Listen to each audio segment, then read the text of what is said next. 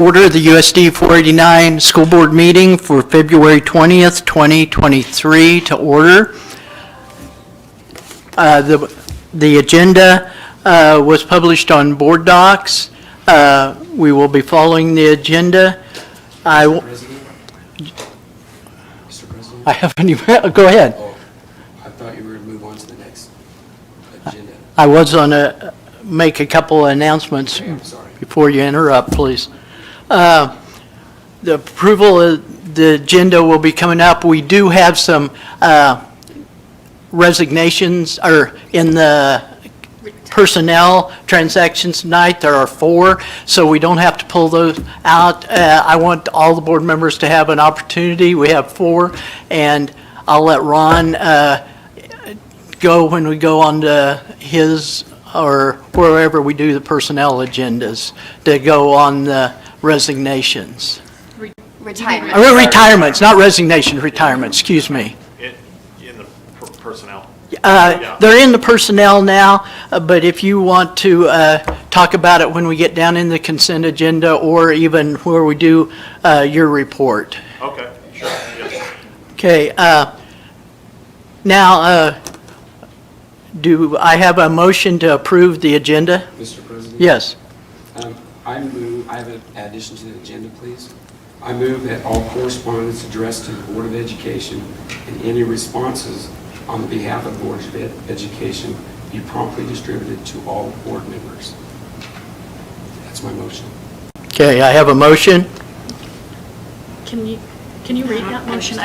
Your voice here, I can tell you're scratchy. But I mean, if you could read it, I guess, for Jess. I don't know what he said. Okay. I move that all correspondence addressed to the Board of Education and any responses on the behalf of the Board of Education be promptly distributed to all board members. I have a motion. Do I have a second? Second. I have a motion and second. So Do I- the point is, I'm sorry, is the point of this to add that to the agenda? Add it to the agenda So is it tonight. an item on the agenda?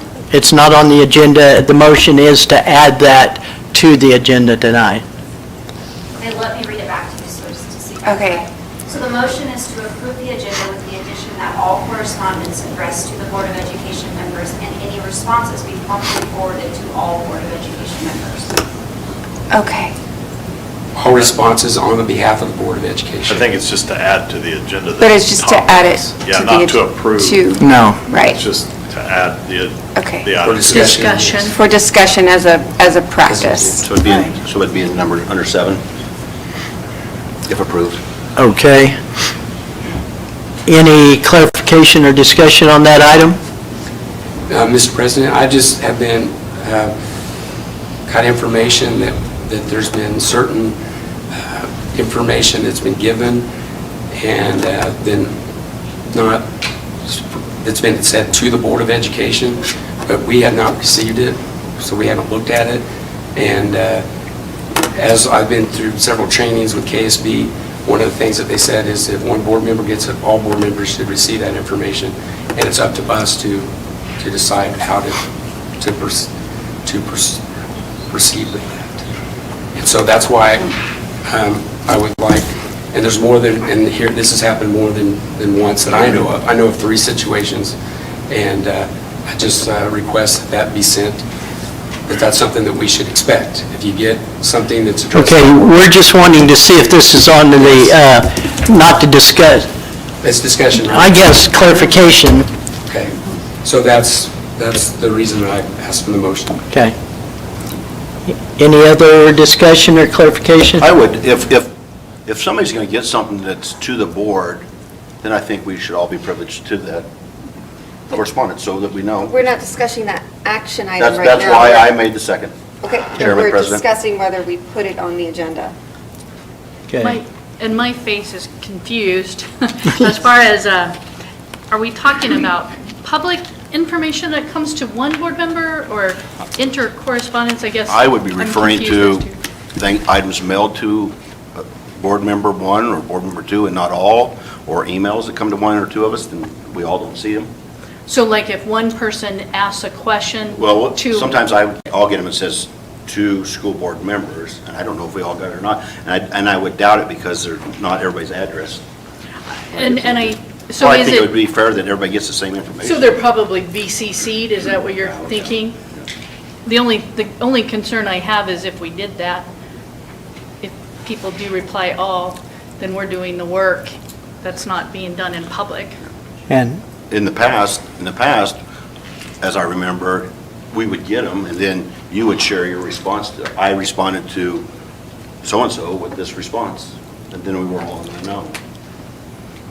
And probably the only addition to that, and maybe as I look back, most of the time, I'm kind of like what you said, I don't check to see where all the names that are up on the, who it went to.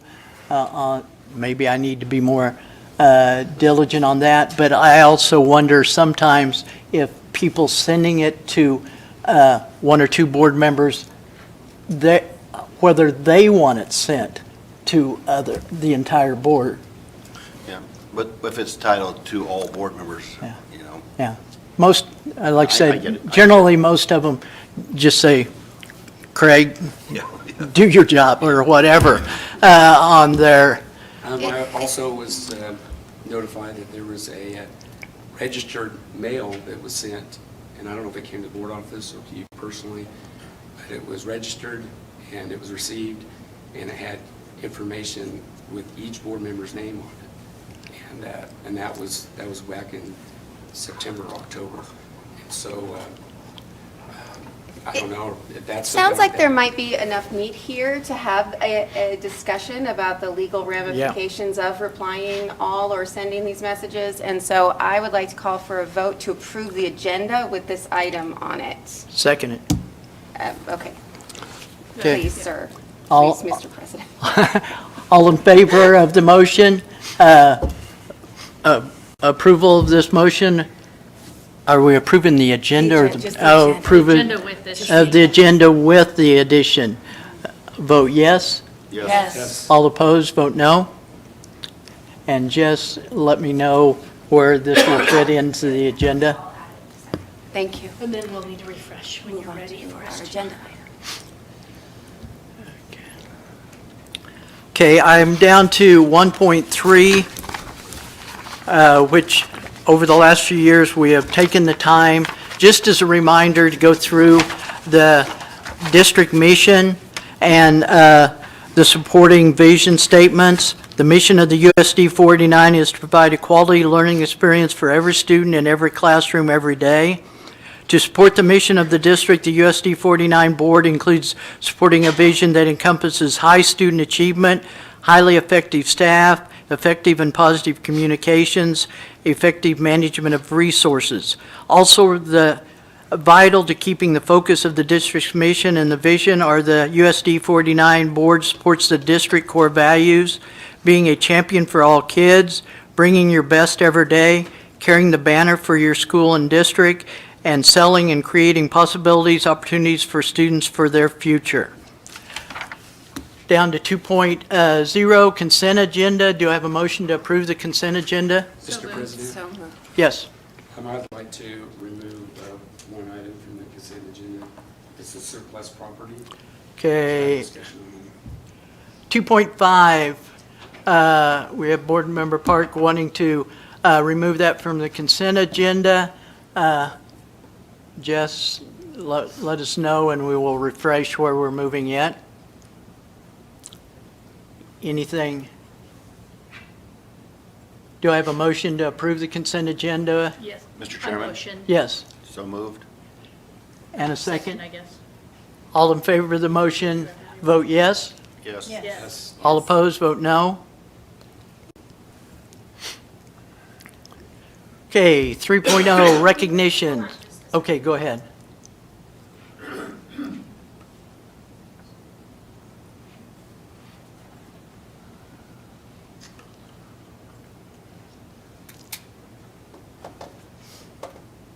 Okay, now tell me who motioned for consent. For the Tammy and consent, Kurt fought go over ahead it. and put Kurt and me. Kurt and second. Tammy.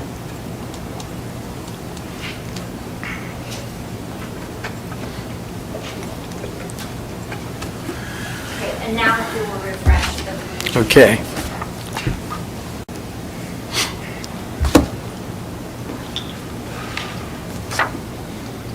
Mr. President? Yes. Has has it been popping up to vote on yours? That one, I didn't get that vote. I didn't see that, Oh, consent, I just went off what everyone said. but it, Okay, thank you. Thanks. okay, 3.1, USD 49, Achievement of Excellent Recognition. Mr. Wilson. Absolutely. Let's get some good stuff Yes. going here. Bruce Rupp, come on up.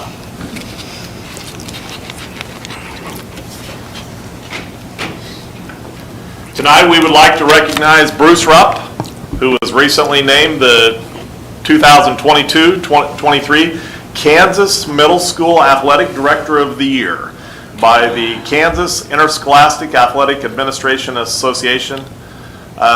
He will be officially recognized on March 25th at the state KIAAA conference in Mulvane.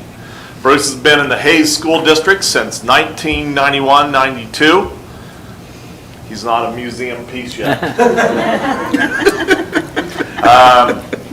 He first started serving his first 2 years in the district were as a long-term sub at Hayes High School. He has been a full-time teacher at Felton and Hayes Middle School since 1993-94. He began on a 6th grade teaching team, social studies, then moved to 7th and 8th grade language arts. Over the years, Bruce has taught PE, health, weights, basic training, as well as Hayes High School psychology for concurrent credit through Fort Hays State University. Bruce has also been the district's driver ed coordinator since 1995. Bruce was also the very first high school softball coach for the district, so he was the OG. He started the high school softball program and was the head coach for 13 years. Bruce has also coached football at Hayes Middle School for about 20 years. He has served as the athletic director at Hayes Middle School for the past 28 years and assistant principal the past 2 years. In 2016, Bruce received his certified athletic administrator license from KIAAA. Mr. Albers was not able to be with us this evening, but he felt really bad about that as he is at a middle school basketball game in Dodge City. But he wanted to leave some things, and so this is what Mr. Albers wanted to say about Bruce. Bruce Rupp is a well-respected throughout the middle school athletic director community, not only in our league, but throughout the state. He excels in organization, is very budget conscious, and is very Hayes Middle School proud. And he makes every player, coach, fan, and event worker feel special when they attend a Hayes Middle School event. The word that I hear almost guaranteed after any Hayes Middle School event that Bruce oversees or hosts or organizes is professional. It is an honor to have Bruce as my colleague and friend and to be a part of the Hayes Middle School team. Words don't truly express what everything Bruce does for Hayes Middle School, and there are too many behind-the-scene moments that people don't get to witness as he works his magics. I'm grateful for Bruce's dedication and detail to Hayes Middle School, and very proud that he represents USD 489 and Hayes Middle School with class and others in the state, and so glad we can honor him with this award. If you ask Bruce what his greatest strength as an athletic or as an administrator, as an athletic director, he would say his organization. But I would tell you, I'll disagree with him, his greatest strength, or what he really epitomizes our core values to the highest degree. He is a champion for all kids. He brings his best every day. He definitely carries the banner for the school and district, and he sells kids on possibilities and opportunities for the future, as well as just at Hayes Middle School. He does things top shelf, and we are very proud to be able to recognize Bruce Rupp tonight for this award. Congratulations.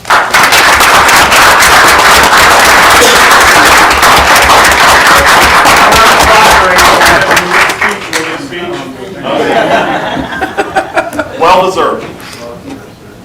I just want to kind of piggyback on that. Bruce is an advocate for kids, coaches, and the school, and he puts in the hours, and I was able to observe that for years. And middle school is that unique. You don't leave till the last kid leaves, so that kid is safe, and the parents are there to pick him up. And middle school, just supervising everything.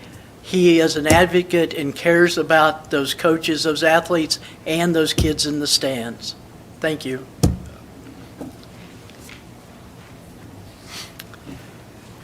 Okay, anything else, Ron? We've got a lot of things going on in the district. I encourage everybody to look at the school's websites because we have a ton of things going on.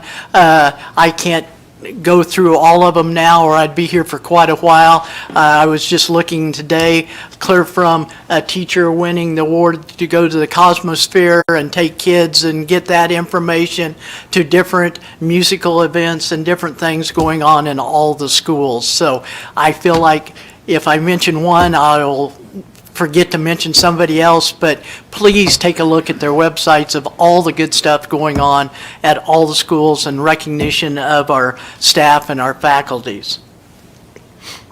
Okay, 4.1, public comment.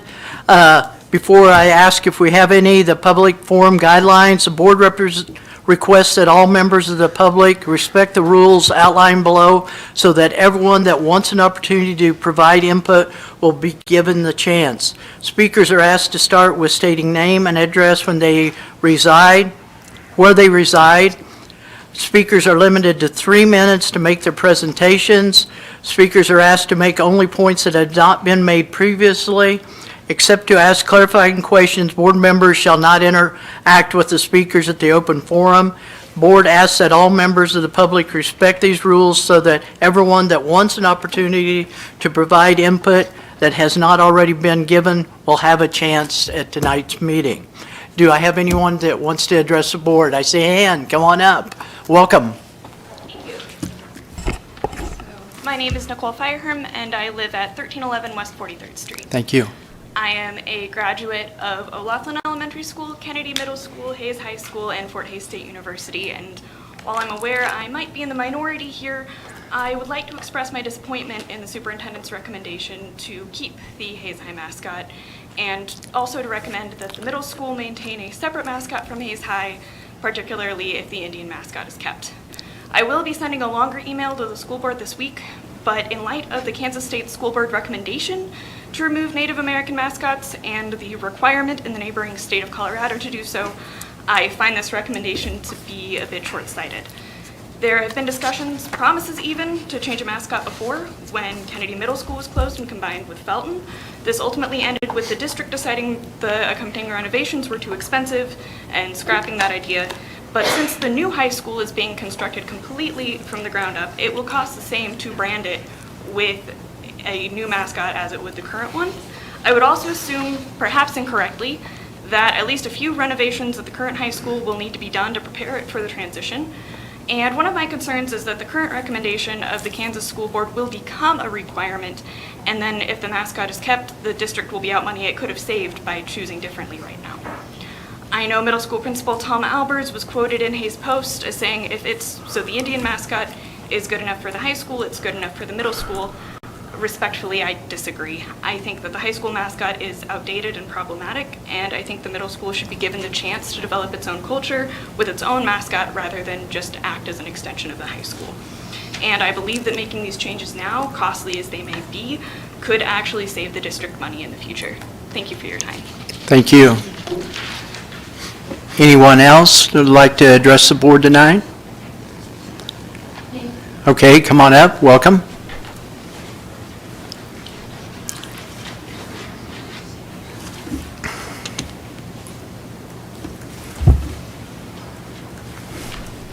My name is Ruth Legleiter, and I live at 1321 Western Plains. Thank you. And this is in regards to keeping the Indian name and the mascot. Okay. Timer started? It's right up here on the screen. Yes. Oh, okay. So how did we get here? For years we have been the Hayes High Indians, and now we are to believe we are dishonoring the very people we held in high esteem. Some have gone as far as to call us racist and a racist community. They are busy, they are being dishonest, and to get their way they use urgency, intimidation, and fear. They use scare tactics because reason cannot support their agenda. Why now? Is it because of the cancel and woke culture metastasizing across our nation? Once in their sight, they are relentless and cause division. We must make a stand against this. Our community has always rallied around the Indian name and mascot and will continue to do so. That is who we are. Change is not always good or progress. We must maintain our history and culture. It is generational. History cannot be changed. It is what it is. Why was the Indian maiden removed from the Land O'Lakes fetter, Uncle Ben from the rice box, or Aunt Jemima? Was she removed because she was an American icon and not because she was African American? Dr. Ben Carson, a world-renowned pediatric neurologist, had his name removed from a public high school because he had a different political view from those who removed him. He came from poverty and was raised by an illiterate mother who encouraged him to raise himself up to greatness without blaming others for his humble and unfair beginnings. I mention these examples because these eliminations show a pattern. What will they set their sights on next?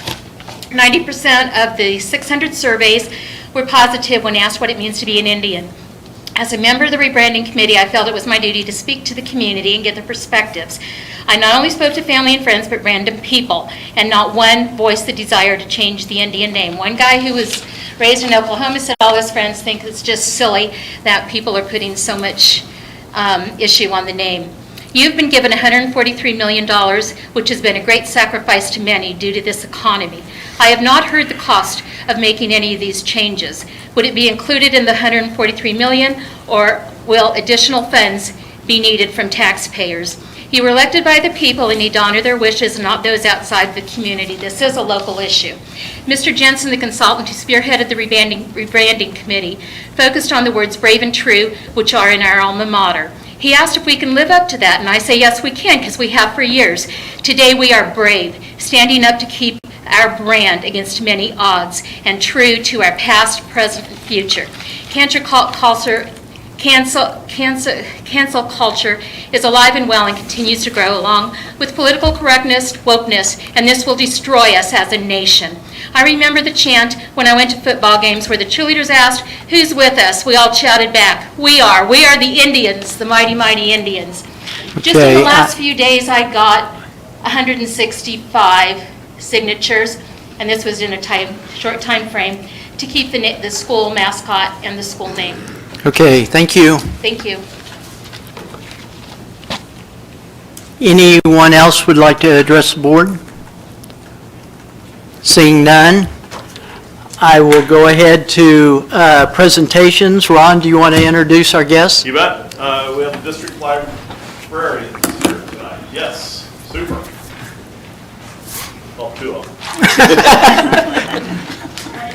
Yeah, one and a half. Not for long, not for long. I saw that. That was on the personnel transaction. So, first of all, we want to thank you for the reinstatement of the 1.5 library positions, which had been cut 9 years ago. We're really excited for this opportunity to better serve our students and our staff in our buildings, and to be able to provide greater book access to our patrons. So for that, we thank you, and we thank our administrators from the bottom of our hearts for doing this for our kids and our staff. And we're also here to talk about the KNEA Reading Circle. And the KNEA Reading Circle was established in 1926, almost 100 years ago, under the charter of the Kansas State Teachers Association, which is now the Kansas National Education Association. And they were given the charge to provide a list of recommended books for state public schools. And every year there is a commission comprised of about 20 school librarians, teachers from around the state who read and review newly released books for young readers. There is a primary committee, which is K2, intermediate through 5, junior high and senior high committees. And publishing companies and authors provide copies of those books to the commission for the review. Since KNEA is a nonprofit organization, all books donated by the publishers for review then donated to educators in public schools throughout Kansas. We meet for 2 days each winter in January and discuss each book and decide if it will be recommended to schools for purchase.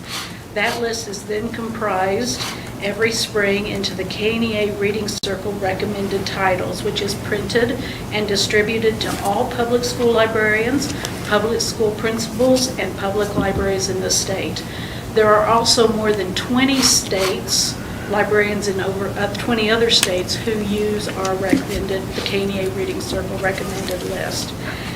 Books that are recommended receive a gold KNEA Reading Circle recommended seal on the cover and the jacket, and then throughout the year, commissioners participate in workshops and conferences to promote the quality of the reading material and to raise awareness of the Kansas Reading Circle.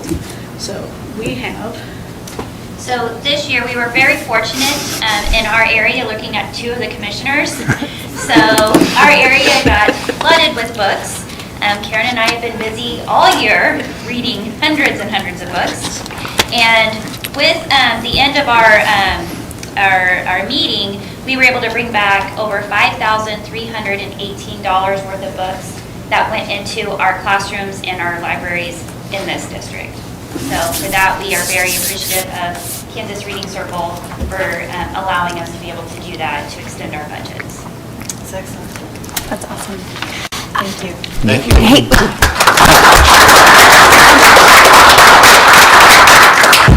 Come back. Come back. I want to inform the public about what these things mean.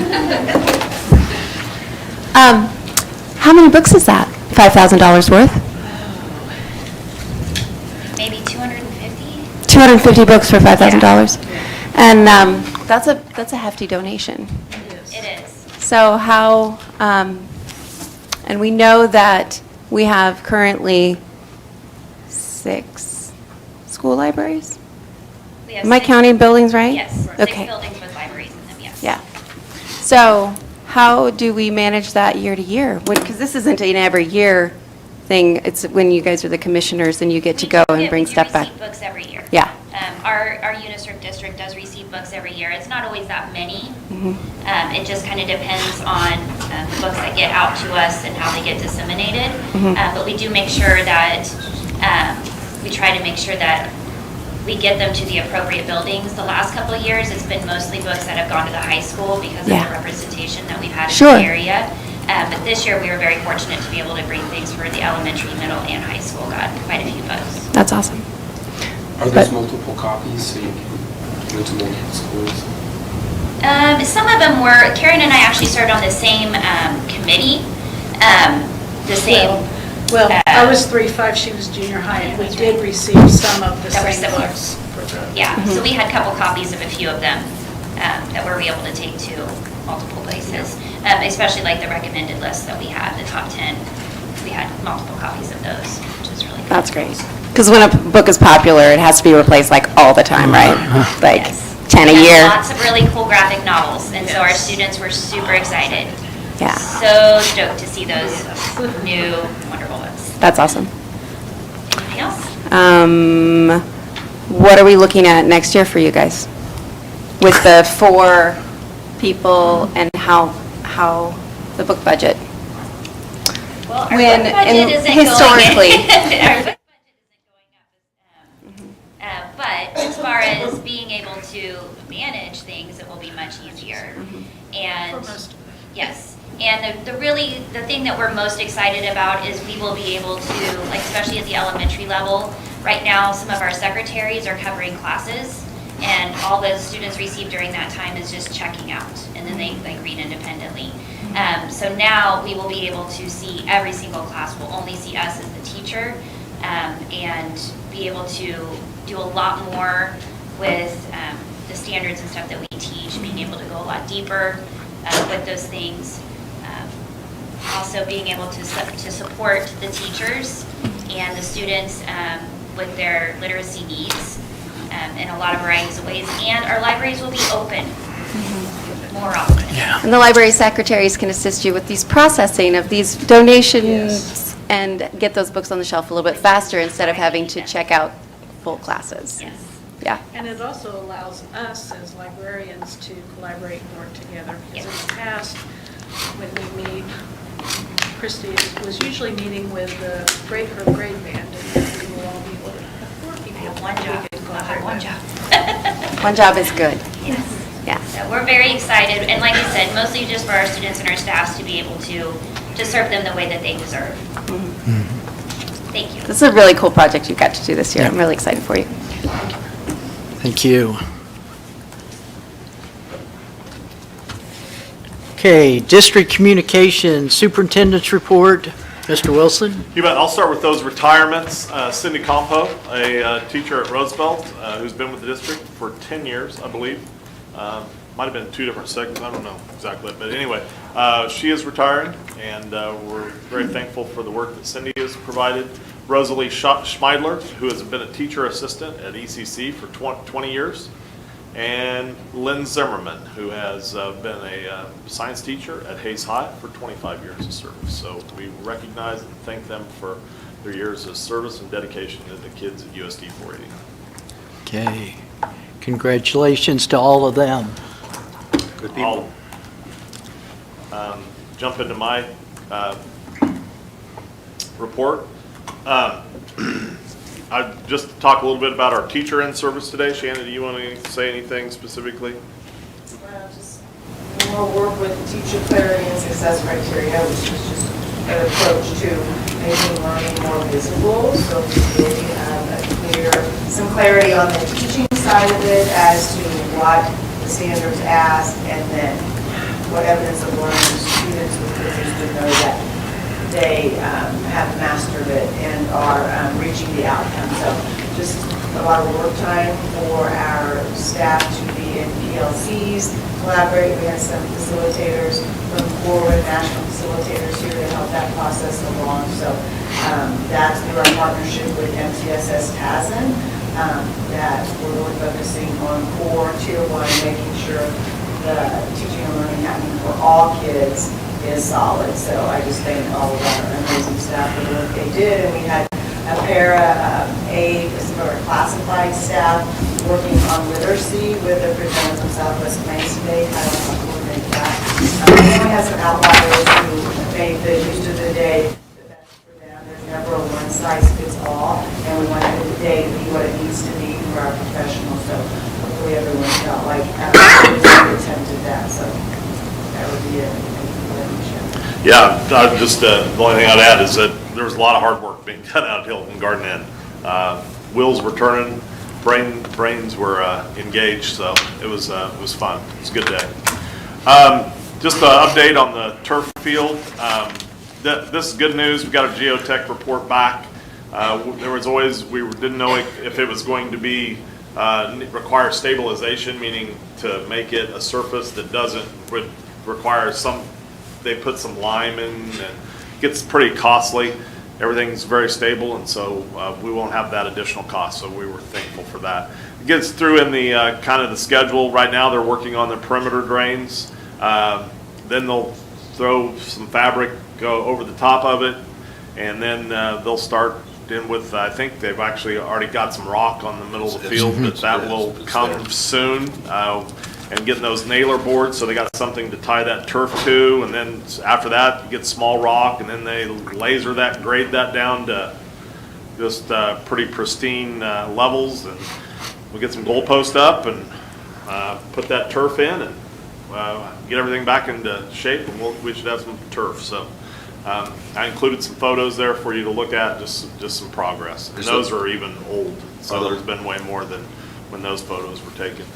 Go ahead. The lights in are after, or are they going to Yeah, start? lights will come after. I don't know exactly when those will start. It's after. Yeah, Okay. All right. but we'll get those soon. We haven't really talked a lot about the lights, but they'll be coming. So, give you a quick bond update. We got a big week this week, as we'll be meeting starting tomorrow. For 2 straight days, we'll just be out at Hayes High, and we'll be meeting with teachers on a continuous schedule, just running through the plans, getting some feedback from them. Then just some, every week, we have some pretty big things going on. Some just, the following week will be just our, where we start getting into some estimates of maybe what we're looking at, and then plan on DLR to be here on the next board meeting in 2 weeks. They'll be here to present.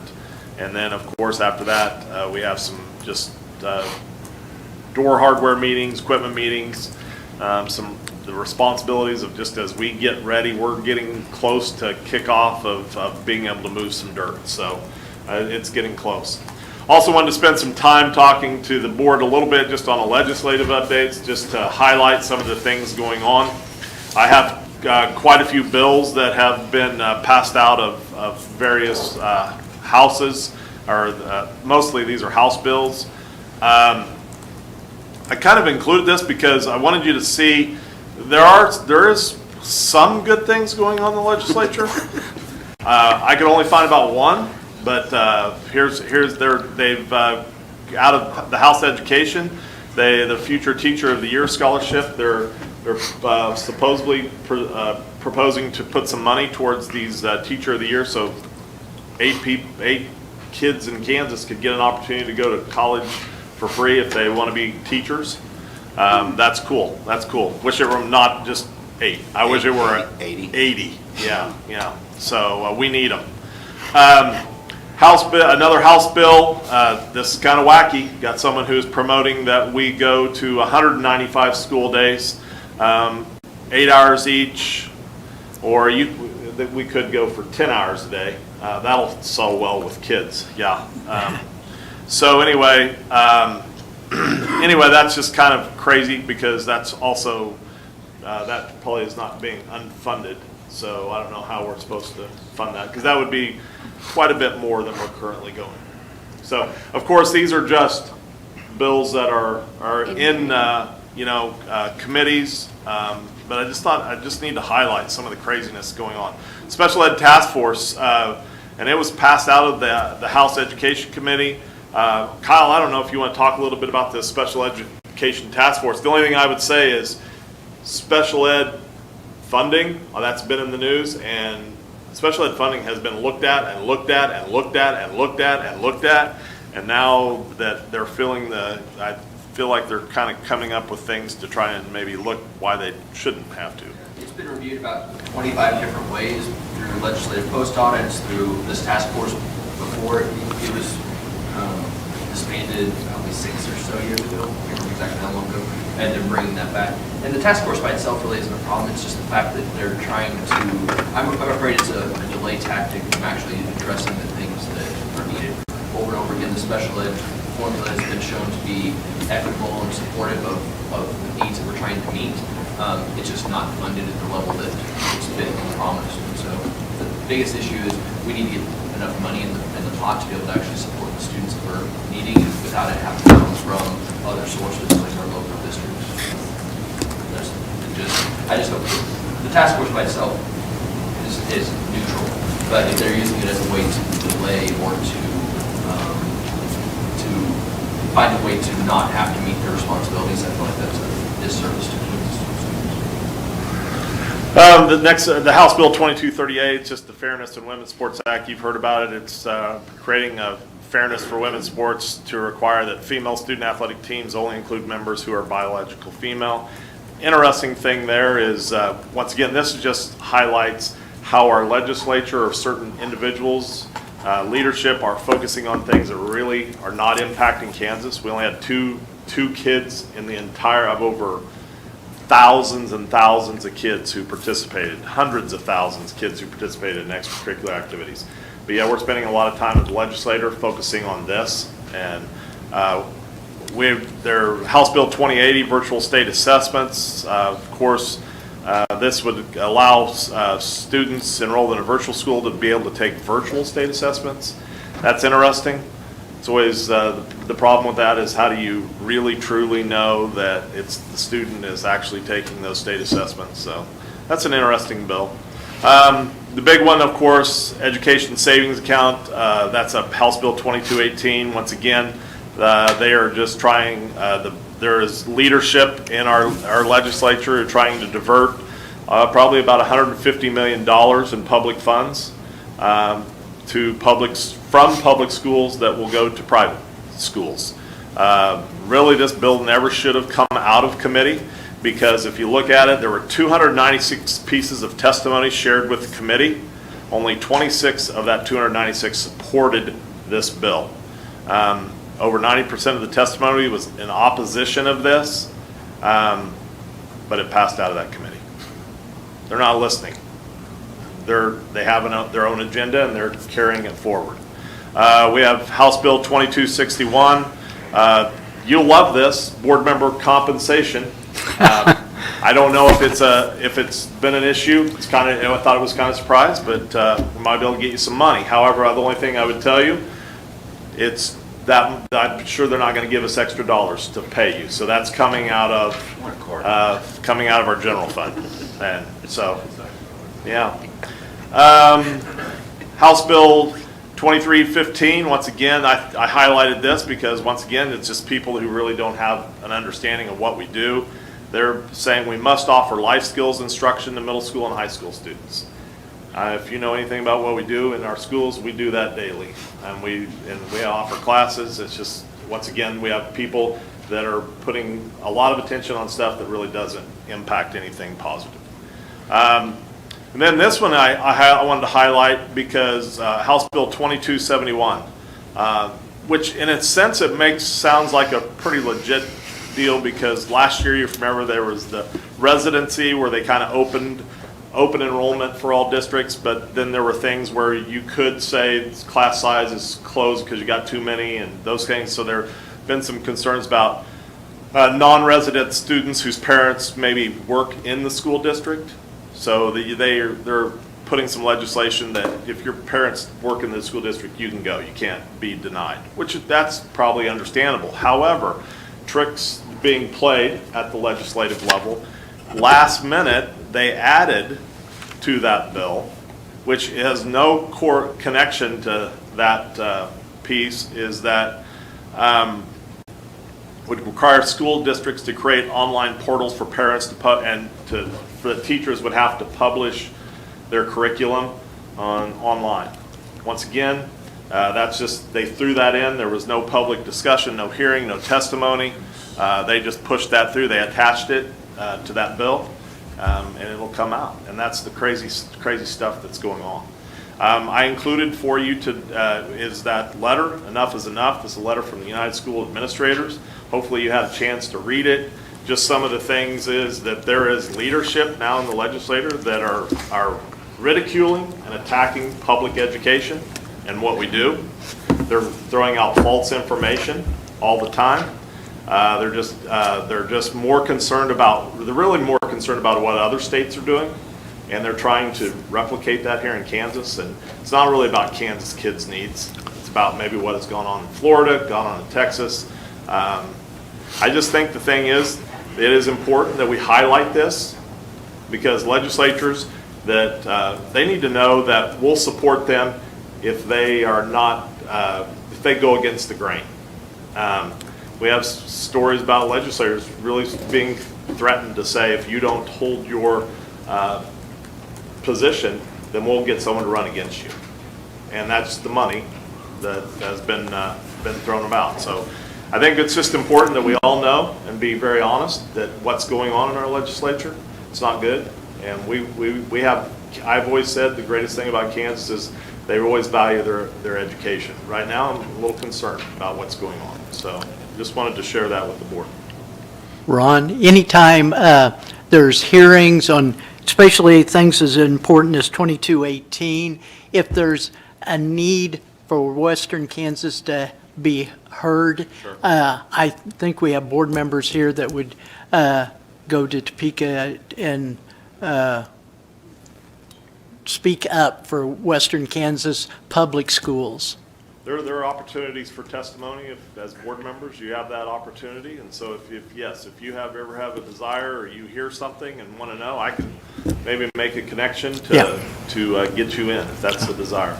Okay, put me down. Okay, absolutely. That's all I have for my report. Okay, 6.2, business finance update. Chris? Just a short update on the other side of the bond, I guess. Mr. Wilson was talking about some of the things going on with the actual construction project. The piece that we're talking about here is really just the bond revenue and repayment of the bond. So we know that fixed dollar amount, and we pay that off with the ad valorem, the property tax, as well as the sales tax. So you can see we got our first half property taxes in the county, 2.57 million. We've got 2 months worth of the sales tax, the half-cent sales tax. So we're averaging a little over 300,000 a month in that. If you remember, with our whole factor, in essence, 70% of that is coming from folks outside. So we're bringing in, as we had talked about during bond election time, that's kind of that equalized state aid that we get is money coming in off of the sales tax.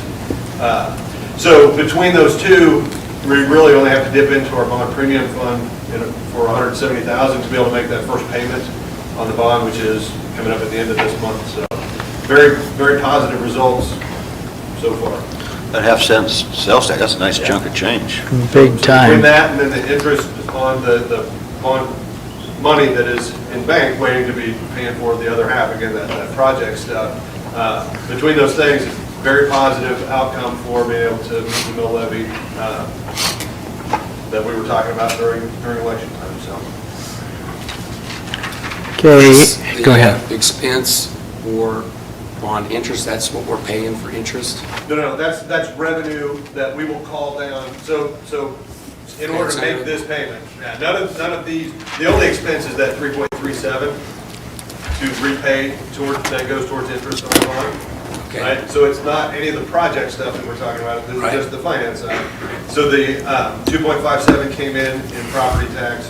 We've generated so far $626,000 in the sales tax.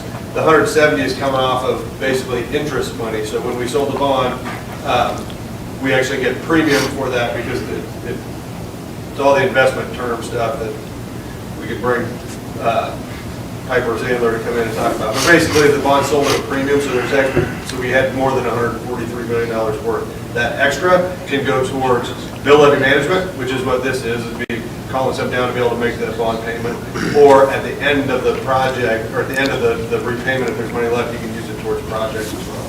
So that amount is for 1 year or for 6 months or? The 170, no, there's way more No, money the $3 sitting there. million. That's just what we needed to make the bond payment this time. The 3.7 on the expense E Right. bond interest. Right. So that's the last payment we'll have this year on the bond. We'll have more payment. We'll have an interest and a principal payment in next fiscal year. But we'll have more of we'll have the second half of the property tax, and we'll have each one of the months worth of sales tax also. You said the first payment is March 1st. Do you have how much is that going to be? Yeah, that's the 3.370. That's the amount. Yep. Thank you. Okay, anything else for Chris? Thank you for keeping track of that and keeping us updated on it. Big calculator. And hiring another CPA to keep us involved with that, too. 7.1, action and discussion items, board meeting minutes. This item was requested by Alan. You requested this be put on the agenda for tonight? Actually, you did. Okay, you brought this to my... Yeah, this is under our I- board goals, is to have quality and communication. No, this is board meeting minutes. Correct. Okay, but you were questioning that you said some of your comments were not being relayed on the minutes that the board clerk was keeping. I looked back on our minutes before, and I don't know when it's changed, but if you look at our minutes now, I went back to several years, and the law says that keep a journal of accurate account of what the meeting is like. Okay. And so if you go back and look at some of our minutes before, you can look at it and see exactly what went on. And you look at even with Jess's minutes that she did in July and December, and even that first semester. And I think maybe, did they change when we went to board docs or after that? Jess, can you help me? Which board docs predates all of us on the board, They came in July. but Okay. we all, We've board docs predates us. Been on since all board Being voted members have on. been on. Yeah, You know, okay, so, but to me, the communication, so if a patron comes and looks at our minutes, it just looks like it's just like the agenda with results on it. There's hardly any communication, there's a little bit, and I know you don't put word for everything, but I just think for better communication, if you look back at our previous minutes that we had before, and I don't know why and when it changed to bare bones minutes. Because So- basically what we have now is bare bones. I'd But like- I'd like on to the- ask a- go ahead. I'd like to ask a clarifying question. So when you're saying they changed, it is, just to be clear, that's changed sometime in the history, but not during this is how the minutes have been during our time we've been Well, elected. if you look in July when Jess came on, look at the minutes that she started to do that was trained from July of what previous. year? We've always Like, had how- Jess how- when we've been board 2019. members. 2019, and then you follow through, and then you can see that they're shrinking and shrinking. So Okay. I want to clarify one other thing. My understanding at the last minute is you were hoping to have, that you wanted explanations when you voted no.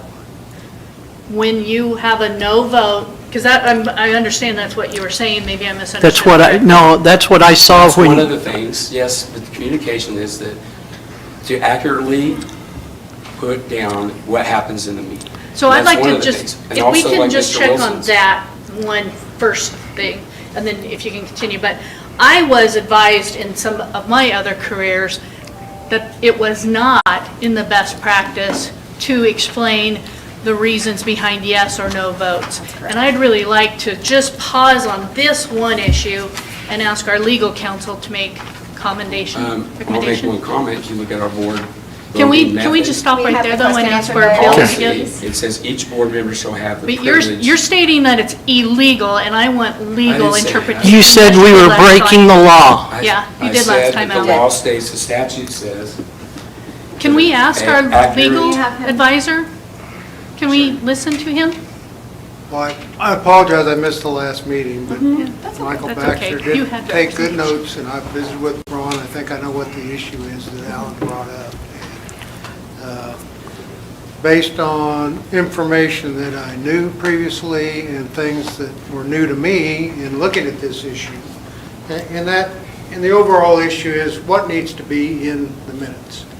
There is no Kansas law which tells the Board of Education what you need to have in your minutes.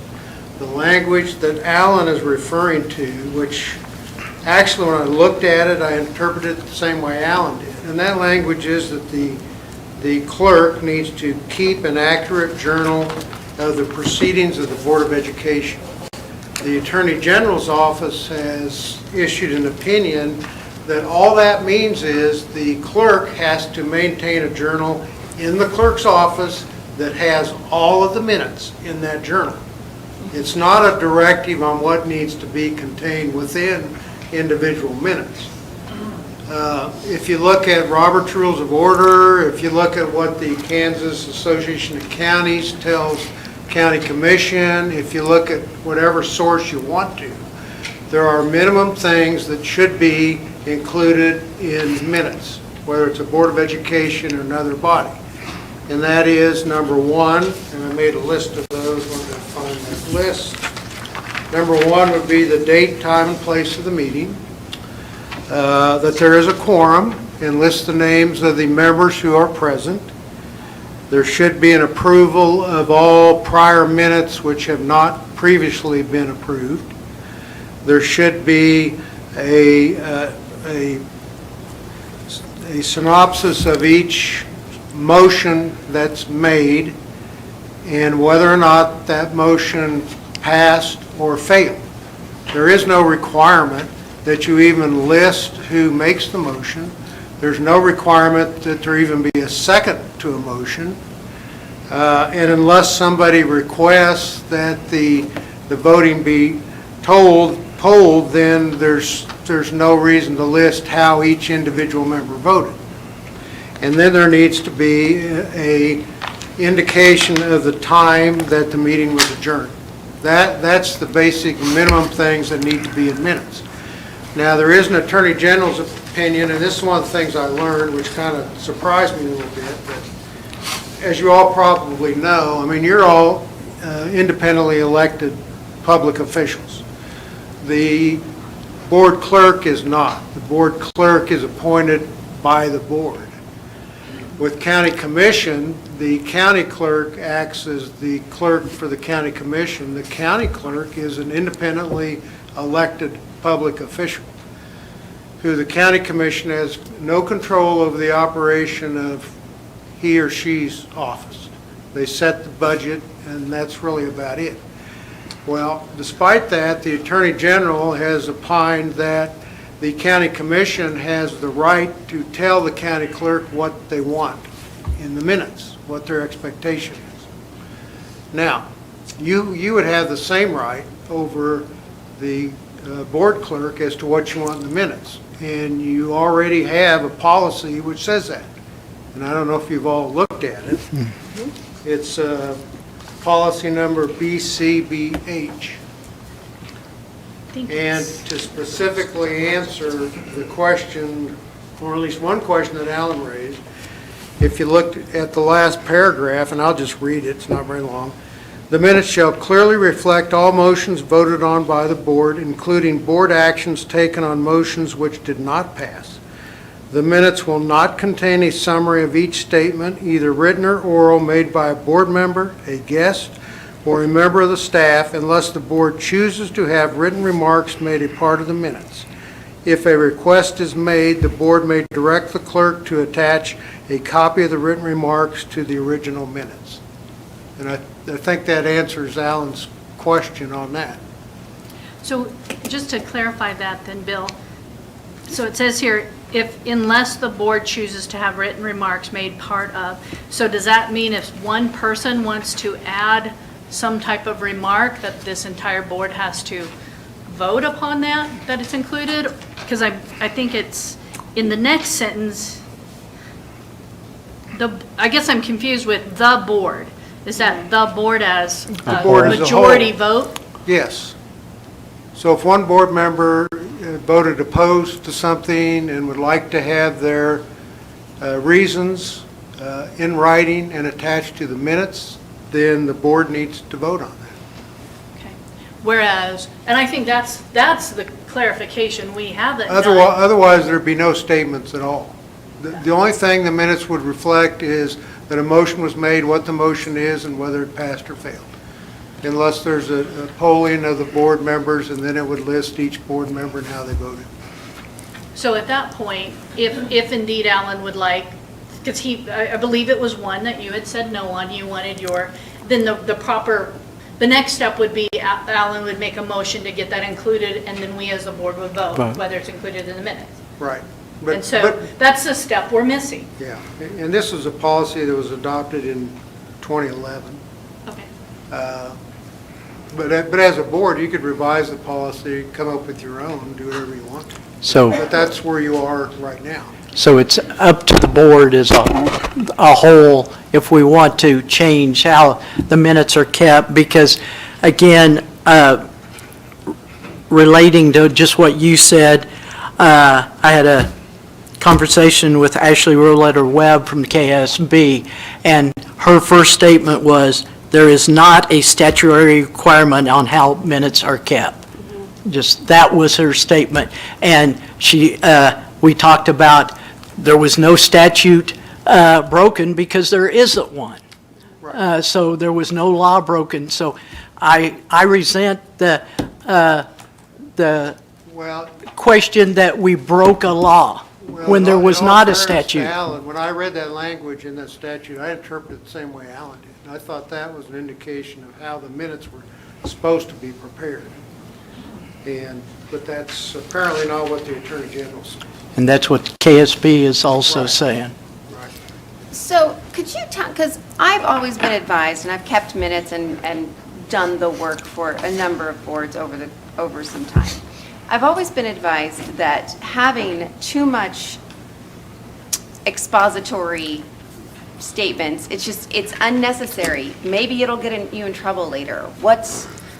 Simplified minutes are better. Write the motions, say who seconded them, whether they passed or failed. That's what you need. Is that Well, the wise thing? well, I think it is. What I read that I gathered from my research and recommendations to other organizations, the bare minimum of what should be in minutes is really all the minutes ought to be. It's not important, the statements that all of you make, whether you're going to vote yes or you're going to vote no. The only thing that's really important is what was the outcome of the vote and what's the motion. The thing that really needs to be accurate is the motion itself that you're voting on. So, It's not really important for history how anybody voted, No. just whether it passed or not. so are you saying that the board clerk needs to have a separate journal to keep in her office of the meetings? By journal, no. No. The journal is she would have a document or a book of some kind or a file that would have all the minutes in it. So if I wanted to go look at minutes from 2015 board meetings, I should be able to go to the clerk's office and find a journal that would have all those minutes. It's not a direction as to what should be contained within the minutes, where it says an accurate journal. Which are online that we have in board docs. Right. Is indeed that journal that you're referring to. The journal is a book of the At the minutes, top? essentially. Oh, well, the library? Aren't they in the library? Is that where you hit them? Yeah, Yeah, we have quite a few years already. yeah, it goes back quite a then- ways. My other question is, since they're all televised, how long are those available too? I don't know, That'd probably probably, be YouTube storage. yeah. I don't I think mean, if they somebody wanted to know, It's on the, Even though, but you can't, just understand that the YouTube recordings are It's not not. legal record- beagles? No, It's they're not not legal board record. record anyway. No, You but I can't- was saying, yeah. if you wanted to Sure, if see you how wanted somebody to voted see- and what they said about it. Sure, that's you could there. definitely go see, But that is why the press is always here. yeah. Because really, when we are saying, I support this for this reason, or I don't support this for that reason, that's really more to convince the media or public at large. That's not an actual legal function. That's just a public Or to relations. convince each other, Yeah. yeah. somebody who's on the fence, yeah. I mean, You're making a statement. or why are you making a voting no? statement, but it's not a legal function, is my point. Well, ultimately, it's your decision as a board as to how you want the minutes written. What do you want in them? And you previously addressed that in this policy, so. Okay, thank you for the clarification. Let's go on, action discussion item 7.2, district branding discussion. Mr. Wilson? Okay, just thought we would talk about this today. Want to just talk a little bit about, summarize where we've been. This all started, well, it actually started back in August when we first discussed it at our work retreat meeting. Then that we would probably be looking at this issue with the new high school being built, as well as renovating our middle school, that possibly this is a good time to have these conversations about our brand and what we wanted to do going forward. Started November 15th, we had a community conversation here in Rockwell. Then we had our first committee meeting in December. That was held. Then we had some subcommittee meetings that were held in, as well as in December. There were two different subcommittees. One was the Brave and True, what we called the Brave and True Subcommittee, as we look to talk about how we could we represent Brave and True in our schools as a hallmark and for going forward. There was also what we called, for the lack of a better term, we called it the Confusion Committee, because we also have had a lot of different logos, mascots, which identified for Hayes High. And so there was some work done on that. Those subcommittees met, did some debriefing. Then we had our second meeting just last week on February 15th. And I did, I guess, probably prior to all of this, before the first, we did have a survey sent out. We got about 800 surveys returned, asking some questions, about 8 or 9 questions on the survey. And so with that going forward, and just to maybe try and get this, we're at the point where I feel like we just need to figure some things out. I think, hey, our district understands the importance that our branding, imaging, logos, mascot names have on our district's ability to recognize and promote itself and its programs for students and staff. With that in mind, the following recommendations are being made to build a more mindful district approach to our mascot, the Hayes Indian, by representing brave and true as the desired characteristics of our school mascot while still honoring Native American culture going forward. So my recommendations that I'm bringing to the board tonight for your discussion is that the official mascot of Hayes High School will remain the Indians. The official mascot for Hayes Middle School will be transitioned to Indians with full implementation of the mascot occurring no later than August 20 of 2026. And that's the date that they hopefully will move into their new renovated space, which is current Hayes High. The rebranding of the logos for Hayes High School and Hayes Middle School will be designed with the assistance of DLR graphics design team. And with this rebranding, this is through the work of the committee that I felt like, just to make a recommendation, that our new logo will not include any human depiction of Native American persons. We're also looking to make a recommendation that a legacy committee will be formed at Hayes High School to examine any current branding, imaging, logos that would no longer meet the district's core values for representing our schools and districts' logos or mascots. Also with this, and this is also part of this, is that the district will hopefully, that's the goal will be to prepare and maintain a branding style guide, once again with the assistance of a DLR graphics team. This will just help us set guidelines for our logo, our branding of the district. It will also give us some guidance on just colors, fonts, color schemes, mascots, any other matters that pertain to the visual representation of the high school and middle school.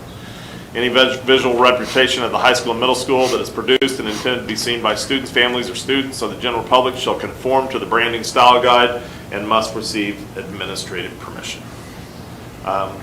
It has been an interesting, I said this the other night, I have learned a lot, but I also understand it's not always an easy conversation. It's been an emotional conversation for some, but it was necessary, it's necessary conversation.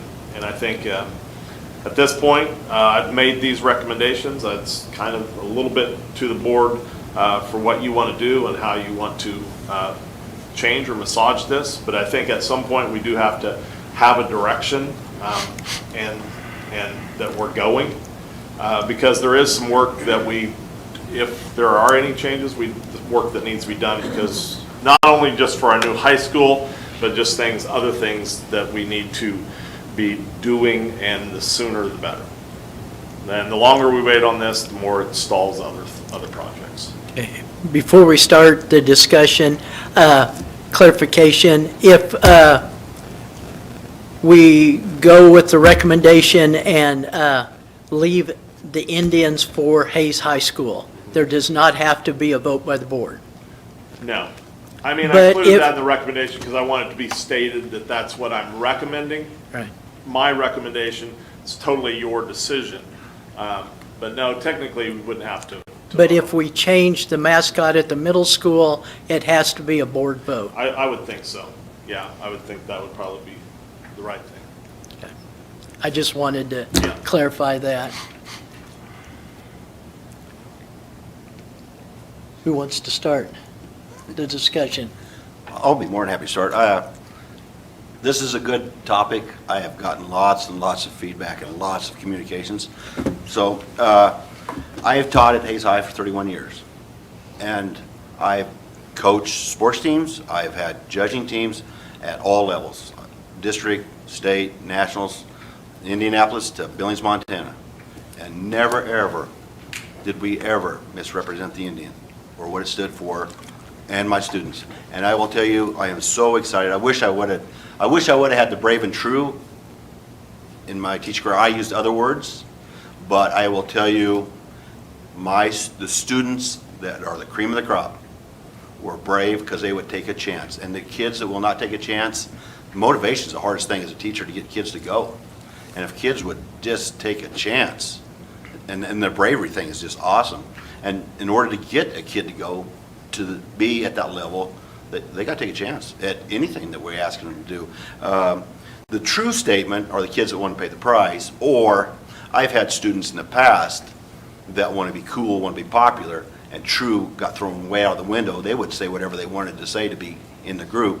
Well, pretty soon, after they figured out that that's not what that kid was, they're outcast. And now you got a totally different product because they were never true to themselves or to that group. And that's another scary thought. But very, very excited about Brave Truth. And like John said, his two kids, you know, every day my kids go out the door, I use a different term. I said, do your best.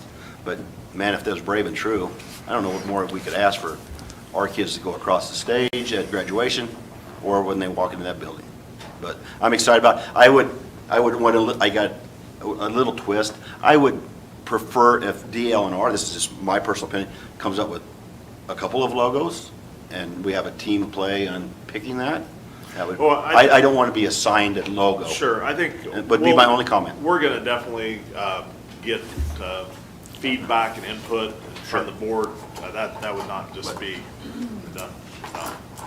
Mr. Chairman, that's what I have to add. The only thing is I want to add on to Kurt's on the Brave and True, and Shannon and I were visiting a little bit about, as we've transitioned through our 5-year accreditation cycle, one of the things that we have discussed is how we can incorporate Brave and True into our next accreditation cycle in terms of some of the graduation profile that we want to include on it. You want to talk a little bit?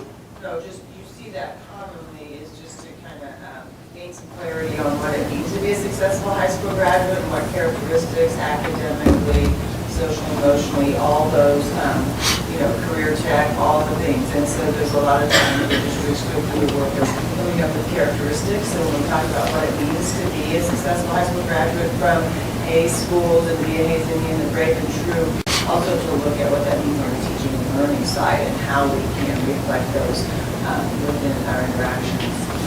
I can respond to, as a parent, I've had kids go through Wilson, and there's a little piece of paper that I don't know what it's called, but it's cool. But there's like 4 boxes. My kid was respectful. Yeah. Signed Cannon, did a great job of helping another kid. And then there's the high school ones. That was about the time I was going out. We did 2 or 3 years worth of it. But, the kid needs an attaboy once in a while.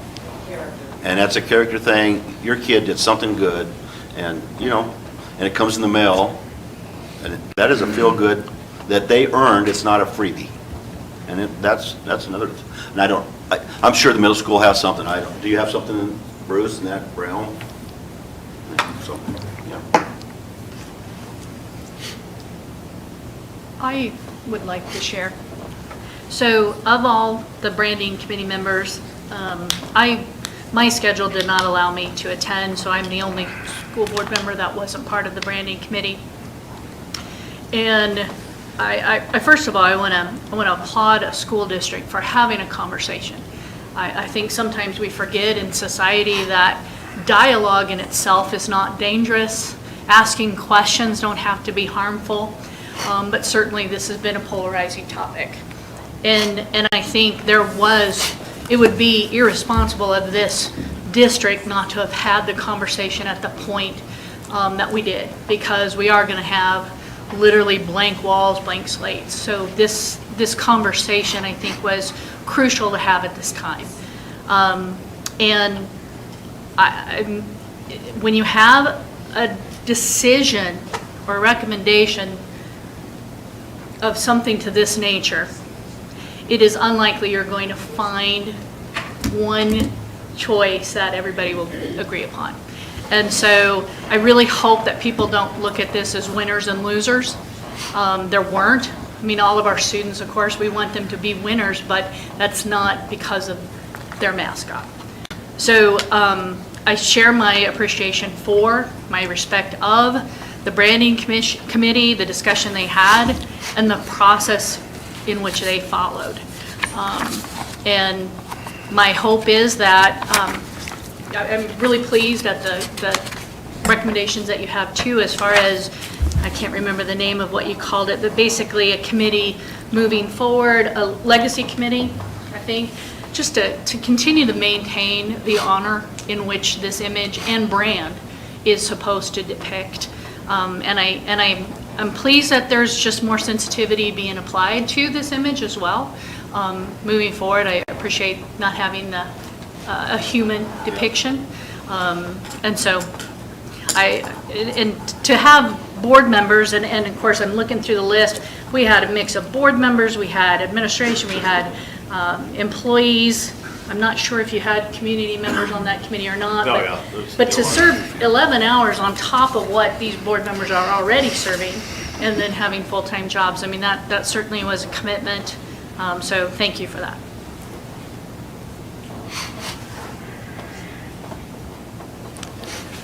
Okay, as I've heard from the other board members, we had a lot of input, and at the meetings and outside the meetings, whether it was emails, whether it was running into them at Dillon's. I quit shopping because I could never get through checkout without a lot of input from citizens on both sides of that.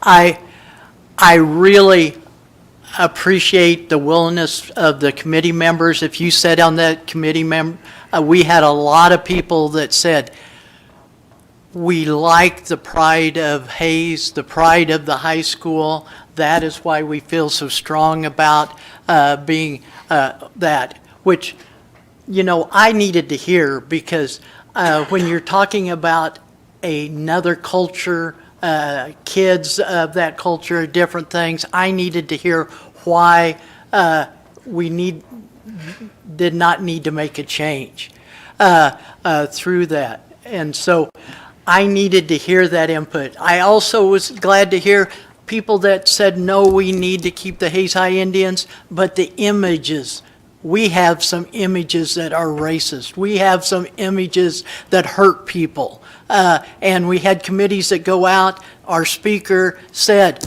I wouldn't had some of those in my building or any building as far as I'm concerned. They were hurtful. And we needed to know what those were and get rid of them. That's why we were looking at one image to represent the Indians, not a headdress, not a human picture of an Indian with that. Not some of the other images that were put around, like he was saying, every coach, it seemed like, took a direction of whether it was a spear or whether it was a different thing to represent the Indians. And it wasn't just the hallways of Hayes High. It was outdoors at Hayes High. There's signs outdoors, representative things outdoors. The buses that we drive, different things like that over the years were not positive images. So we did need to make some big changes if we were going to look at keeping the Indians. And that's where I think this committee, several of the teachers at Hayes High said, we need to have a mascot that we can be proud of. Right now, it's every different color, every different shape of whatever they wanted to sell that year. T-shirts, different things like that. So, you know, I went in, I'll be honest, I went in saying, we need to treat people right, all people right, the people that represent our mascot. And were we doing that? No, we were not representing all of those people right. We were doing some damage to certain kids, certain families, and different things like that. So as we hold this discussion, I am saying, if Hayes has that pride in Hayes High Indians, I have learned that is a big positive for our school district, because they said, we want this for our school district with that. I hope we aren't coming back to this discussion in 2 or 3 years if we make this move, because it isn't just a local issue. It is a state issue. It's a community issue. It's a national issue.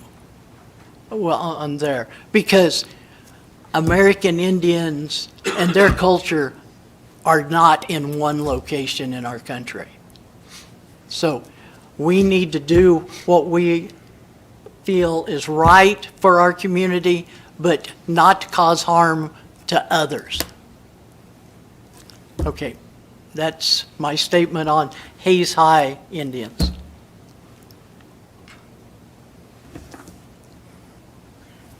Yeah, my perspective on this committee that we've had is that it was a huge learning experience for me. I went into this committee not knowing really what to expect, but came out recognizing that there are people who really care about their high school, and it's really a meaningful experience for them to have a logo that they're proud of.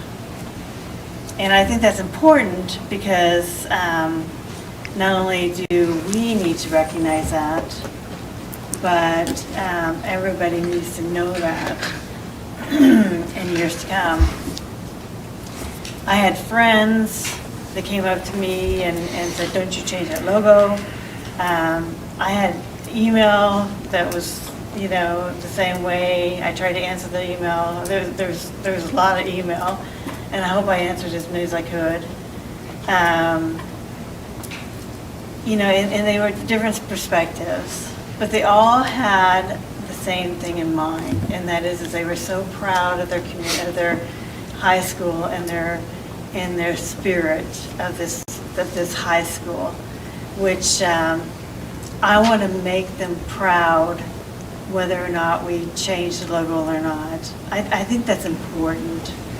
I think they need to continue with this brave and true concept. I think that's important. That's a really hefty thing that the kids could carry around, and that they would learn from and continue into their adulthood. And so what I want to say, I guess, is it's a very hard decision to make. Very, very difficult, because I've heard it from both sides, and it makes sense on both sides. It makes a lot of sense. So I'm not saying that the information I heard from this side makes more sense than the information I heard from this side, or vice versa. I'm saying that both sides really, really made a difference in my mind. And so you all have really done something for me, and have given me a huge message, and that is that you want something to continue the spirit of this high school. And so I hope we can do good for you, and can do the thing that you expect us to. I don't think everybody's going to agree, but I hope in the long run we've accomplished what you are expecting us to. So I just want to thank everybody in the community, and the people who wrote to us, who took the time to really be on the committees, whatever the situation was, and make the effort to let us know what your feelings were about this issue that is so important to our high school and our community. Thank you so much. I hope going forward that every graduate of Hayes High will be able to name the 4 tribes that landed here in this space. I hope that it becomes ritualistic to be able to look mistakes in the face and correct them. And I hope that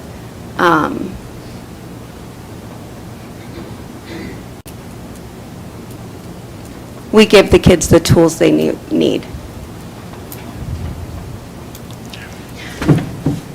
I think we should keep the mascots the way they are rather than expand one of them that has been asked to not be expanded and in fact to be deleted. I think that we should unify the colors so that the space makes sense. But I don't think we should increase the number of fake Indians in this space. I would like to commend the process. I remember Mr. Wilson saying, let's do this right. And I think that worked really hard by getting a consultant, and he did an outstanding job. He came to us and allowed everybody to speak. You had pros and cons sitting right next to each other, and I believe everybody had an opportunity to talk if they wanted to. And I really commend that process. We got good information. It was a roller coaster because there were so many different good points that were put out, and I think that everybody listened. I think that we're addressing those things, and I think being a parent of 4 graduates of Hayes High and being a teacher and coach there, I have some of the same feelings that Kurt had or has, that never wants to see the Indians be dishonored or be a problem.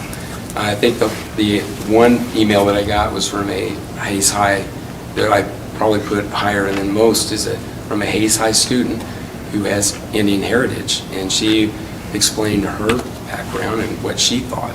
And I thought she did an outstanding job, and that really weighed a lot. Plus having, I think there's 4 members of the committee that had Indian descent or heritage that were on our committee. I can name you 4. And so they all supported it, and I had 2 in my group, and it was very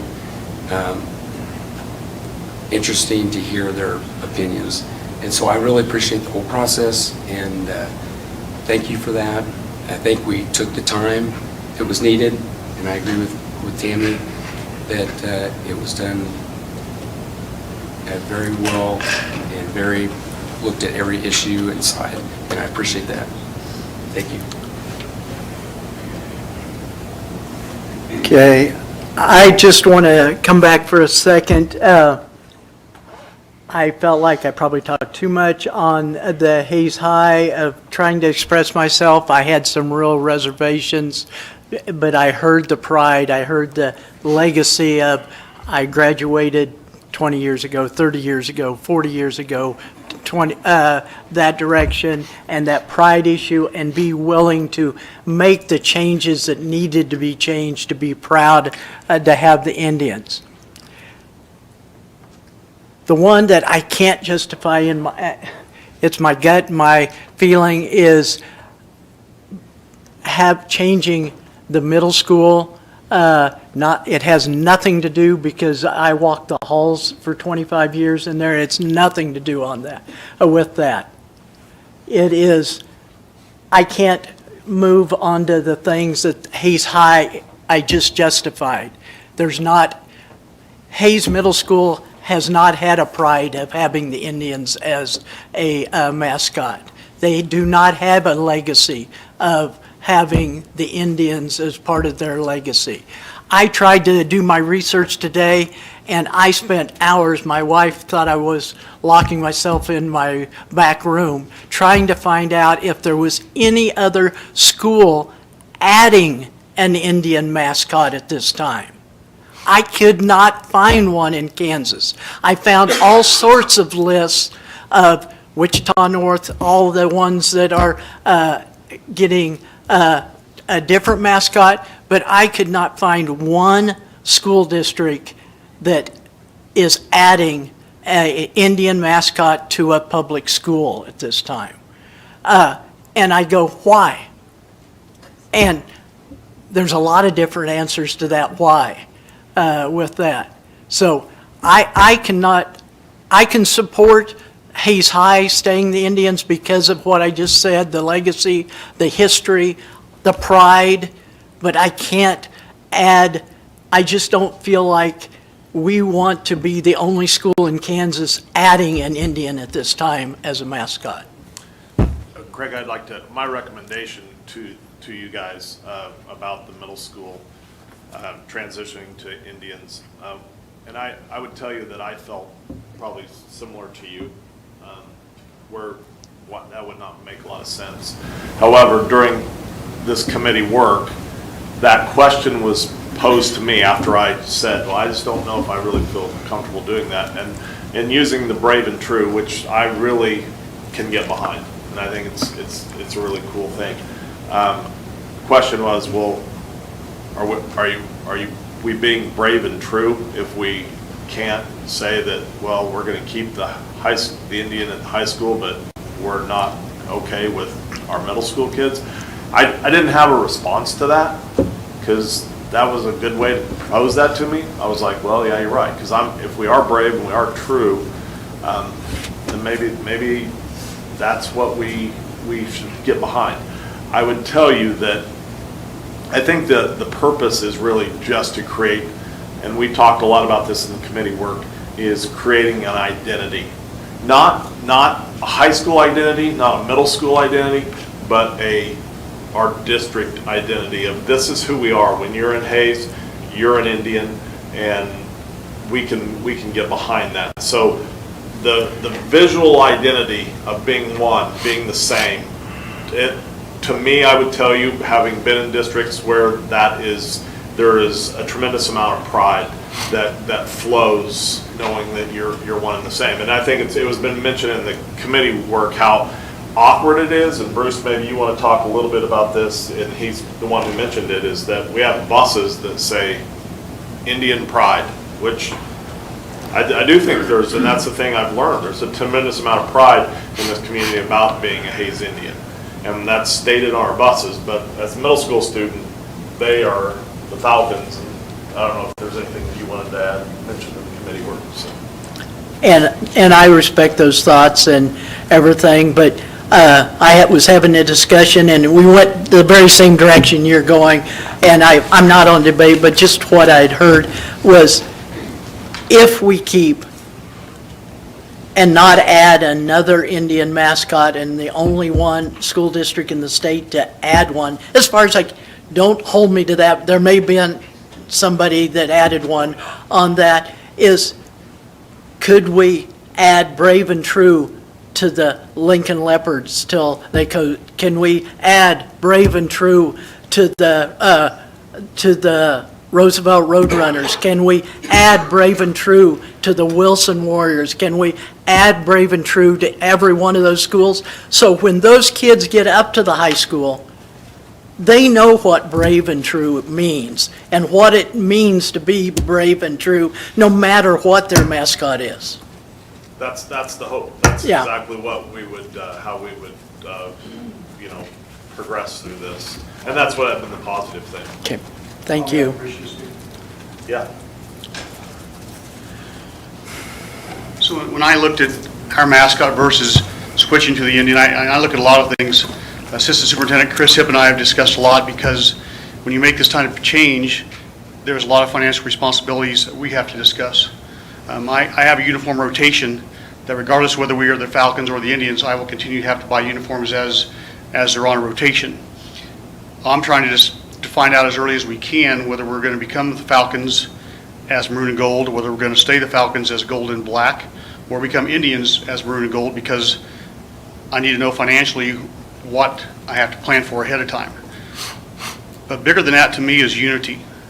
It's really tough to establish a lot of unity between middle school and high school coaches.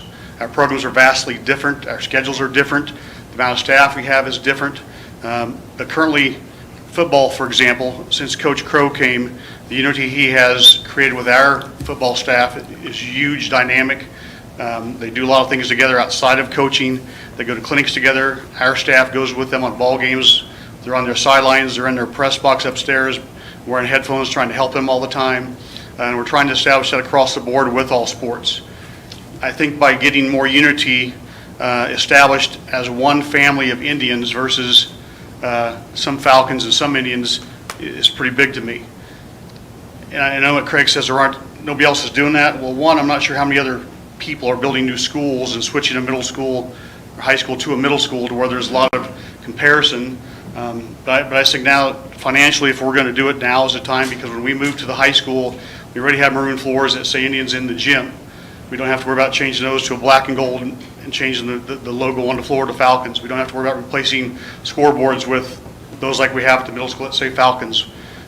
We don't have to worry about changing the pads behind the goalposts, behind the backboards, et cetera. That'll save us a lot of money. The uniforms we're going to have to replace anyway, so that's not new money being spent, but all the other stuff would be additional funding. But to me, again, when we get off the bus that says Indians and we come off as Falcons, they don't even know where we're from. So it's big to me to establish we're going to be one giant campus. Why not have that whole campus be one color, one mascot with a lot more unity? As a parent, if Kurt's had kids quite a range, so if he could buy maroon and gold clothing to watch his 6th grade, 7th grade, 8th grade, and wear those for 7 years, the parents will be happy about that. So I think there's a lot of positives to being one mascot, one color, one emblem, and stand for one thing, being brave and true. I have a question for you, Bruce.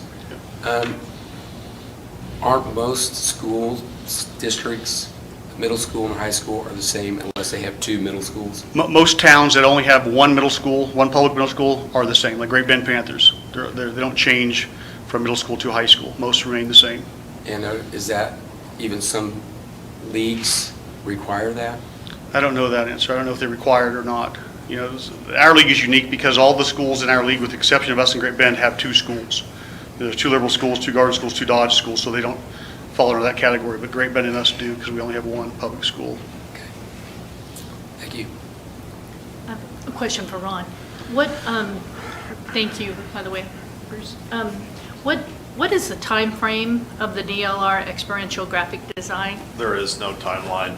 However, I would tell you, we do have a lot of work in front of us. We got to figure out a logo, and that's going to take a little bit of time. We're going to bring it back. We're going to get feedback. So I don't necessarily know this is a timeline piece, but I would tell you that really needed. Well, I would say this: if you guys need more time, and it's really to analyze, but at this point, I go back to, we started this process truly in November. We have been at this from November to December to January, pretty much all of February. We've had about 4 months of this. I don't know if there's anything that is probably needs more time, but you have that time. And I'm not going to put a timeline on you. However, I would tell you we got a lot of work to do, and the sooner we know, we can start getting some of these things in place. Surely surely we're going to have that logo on that AstroTurf is going to be laid down. Probably not. If we don't have a decision, I think I shared this, or maybe I didn't. I don't know if I did in the committee meeting, is that they first gave us a March 10th deadline, is that turf goes into production March 10th. Last Friday I talked to them and they said, we probably really need it by the end of February. So if we don't have a decision on that turf, we probably won't put, we'll probably put haze on both end zones, and we'll leave it at that. It won't have any logo. We won't, and that, I'm not saying that's the worst thing in the world. That's doable. However, I would tell you, any district that is building a brand new turf field, we would be the only district to build a brand new turf field and not have a logo on it. Which is, in a sense, would be a little disappointing, but it's it's But understood. that may not be based on this decision or not. Yeah. We may be. Because I was just curious if there had been discussion at the committee level on just H being our logo. Still being Indians. We've had a being lot of Falcons, decisions, but we didn't really focus on what the logo, that's really was not what that committee work was for. It was more about figuring out what direction we wanted to go. The logo work will come once we know, and that's why I've given you pretty specific recommendations. Logo work's not going to have any human Native American person in the logo. And because we did hear that, as that was pretty consistent throughout the committee, and really, I wouldn't say it was overall, everyone felt that way, but there, I think Kurt's been vocal that he likes that mascot, so the Indian, yeah. But there, we also heard from a lot of people in the committee that felt like that was not something they wanted to move forward with. But we're also in favor of keeping the Indian name.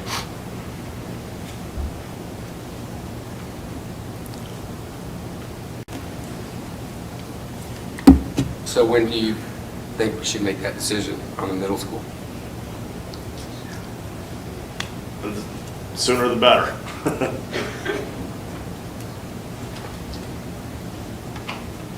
And I agree, the sooner the better, because we've got a lot of educational decisions to make coming up this spring that will make a big difference in kids' learning and funding and different things like this. Not that this isn't important. It is important. But I don't want us to get hung up and not do what we need to be doing on our other things the board and the administration need to be doing at this time.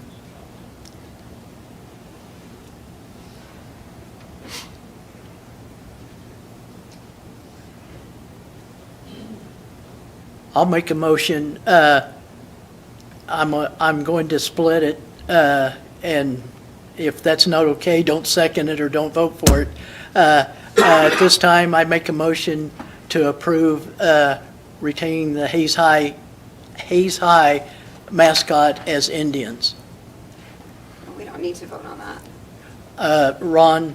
No, I don't That think means if you're you don't need to keep it, I don't necessarily know if there's any action. Keeping it doesn't need action. Okay. Mr. Chairman, Yes. I move that we state the mascot of Indians with the same brave and true as the transition to August 2026 to our middle school. I have a motion. Do I have a second? I have a second. I have a motion and a second. Further, First, to make sure I have it correct. The official mascot of Hayes High School will remain the Indians. No, middle The school. official mascot for the Hayes Middle School will be transitioned to Indians with full implementation of the mascot occurring no later than August 2026. I would take No. out the highest, oh, yeah. With the motto, or whatever we're going to call that, brave and true. I want that attached. To the logo? No, to the, Okay. to the, Yeah. to the image. Yeah. To the brand. Brand, to the brand. and Kurt, well, I know we're not a discussion, but can we include the revision of the images and all of that in your motion? Well, I think it hasn't, I don't think the image has been decided yet. I'm just saying. I don't think that's a worry, really. Okay. I think, I propose that we move to call the middle school the Indians.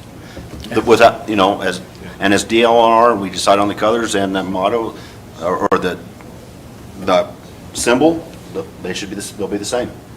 Because I would hope that we use the same rooms, we use the same goals, and we are one campus, and we're one group, and we're one set of educators, and we believe that our kids should be brave and true. Mr. Viner, earlier you mentioned that Brave and True would be good for all schools. Is that going to be a district model? That was Mr. Wilson, but No, my recommendation does not include the elementaries. Because they all have their own, kind of want, they all have their own unique, it's kind of like having multiple middle schools, sometimes it gives them their unique. And they belong to that group. But I think it's, the opportunity is, we're now on one campus, and we're one group, and I would envision that we're going to share staff, and we're going to share coaches, and we're going to share facilities. And why not be the same? Why would it be two different things?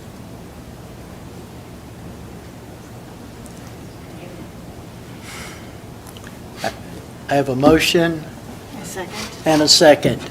Any further discussion? I do want to, I think you intended this, I just want to make sure the motion has the colors and the mascot, because this is going to be changing. So maybe we should amend that motion to include the colors. That was your intention, The colors, wasn't it? Yeah. yes, the colors will be the same as the high school.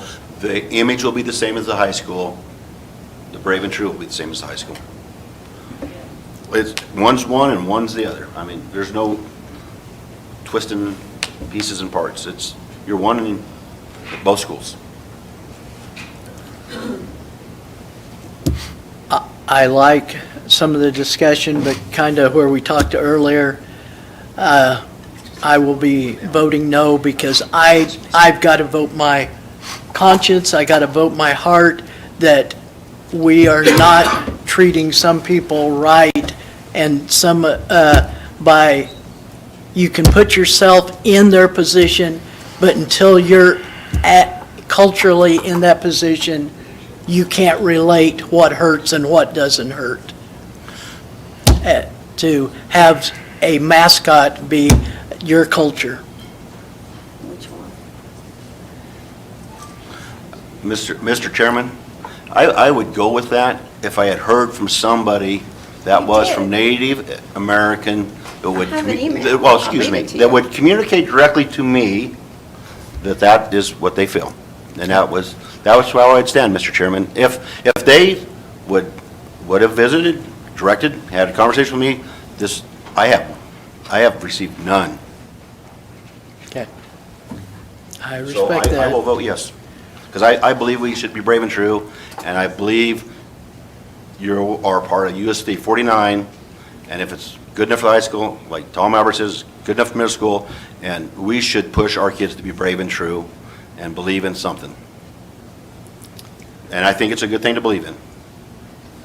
I agree to that. Since we're part of discussion, I really do appreciate Bruce's comment about being able to, I only had one child, so I can't, but 6 years of one, I really appreciate the color being the same because of laundry.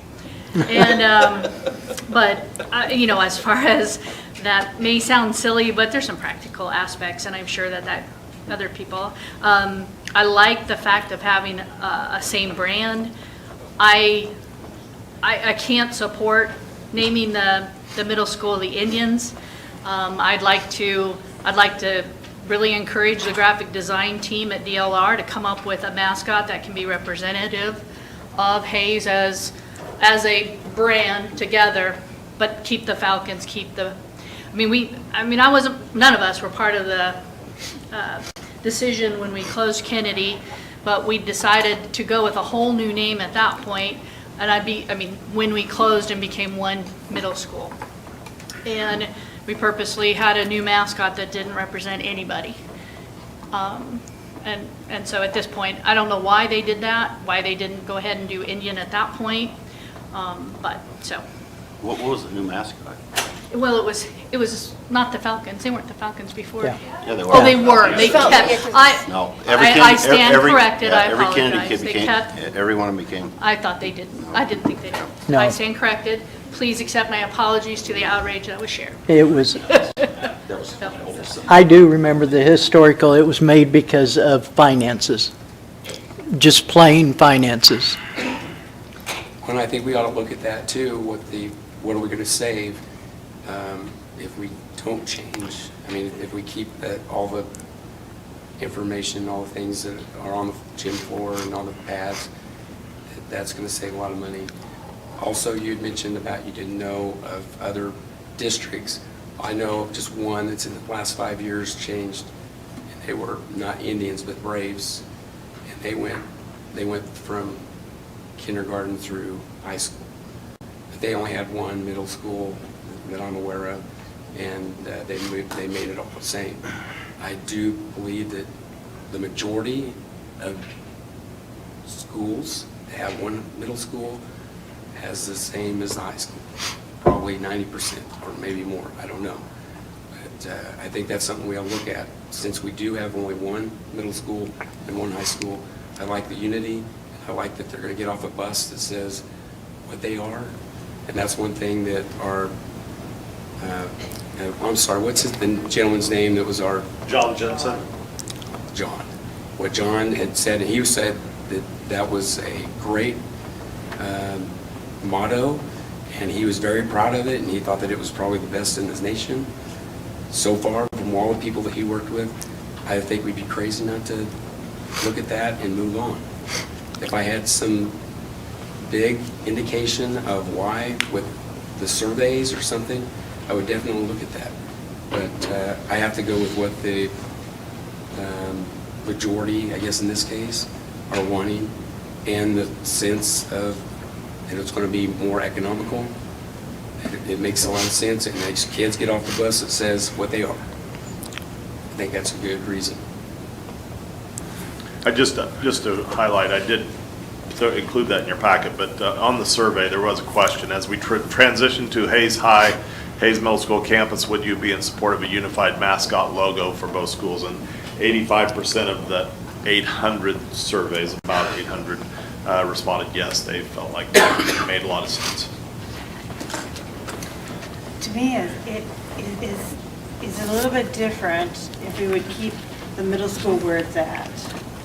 But we're moving the middle school within inches of the high school, if that makes sense. And so, you know, what we're doing is we're really placing those two buildings together. It doesn't seem like it because they're middle school, high school, but we are. And they're going to function together whether we like it or not. You know, they're going to transport brothers and sisters or whatever else, and I know they've done that before, but it's going to be more. And so why not include them as a family, I guess, if that makes sense. Let them start learning in the middle school how it is in the high school type thing. Let them function together as the Indians and learn from each other, I guess. Get the process started early. It doesn't seem to me like that would be hurtful to either one of them. In fact, to me, it seems like maybe the middle school would kind of seem like that would be kind of neat to them. Yeah, I think they would probably get excited about that. Yeah, they would. Yeah. If 85% are telling us that they want it the same, I think you need to reflect what our public wants and those that have spoken. Mr. Chairman, I would like to call for the vote. Okay, Jess, it's been a while since we had the motion. I cannot remember it. The official mascot for Hayes Middle School will be transitioned to Indians with full implementation of the mascot occurring no later than August 2026 to include the motto "Brave and True." The colors and image will remain the same as the high school.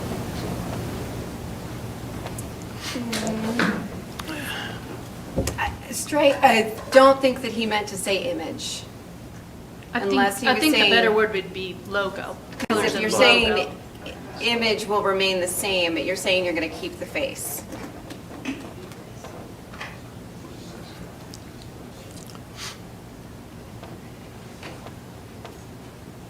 Maybe it just will be the same as the high school, is what it means to The colors say. and image will remain consistent with the high school. Sounds good. That's the motion I made. Okay. Are Do we you need fine? to- So will we see something different if you tweaked it? Yeah. So we need to get out of that, or?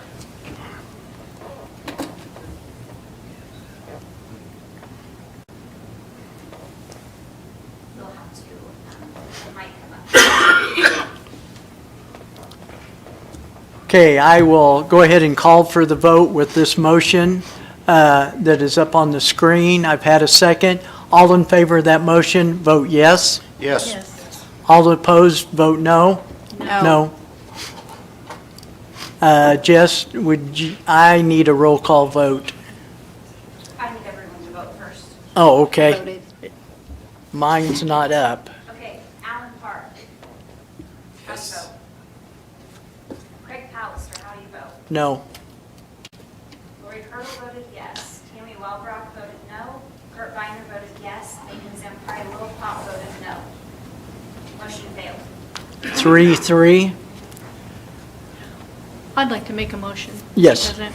I'd like to make the motion that our middle school and high school share the same color scheme as well as the, let's call it the motto, brave and true. And I'd like, well, that's my motion. A Okay. second.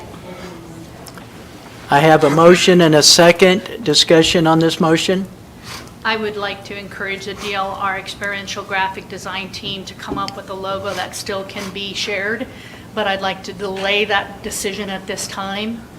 But I think that there could be, I've seen amazing things done by graphic designers, but I do believe that making the decision on the color scheme would allow us to budget accordingly, as well as if we, depending on when, I'm sorry, I'm not an expert on uniforms, but then they could say Hayes, if a decision had to be made. Okay, I have a motion and a second. Further discussion? I make a motion to make sure it's correct. Motion that the middle and high school share the same color scheme and motto of brave and true. Do you want to say anything else? Is that correct? That's it. That was it. That was the motion. I call for a vote on that motion. All in favor, vote yes. Yes. Yes. All opposed, no. No. I need a roll call vote. I still didn't hear a couple people. Didn't come up Is yet. Alan Park, how do you vote? It hasn't popped up. Yes. Craig Pallister, how do you vote? Yes. Lori Hurdle, how do you vote? Yes. Tammy Wellbrock, how do you vote? Yes. Kurt Viner voted no. Megan Zampai Little Pop, how do you vote? Yes. Motion carried, 5-1. Okay.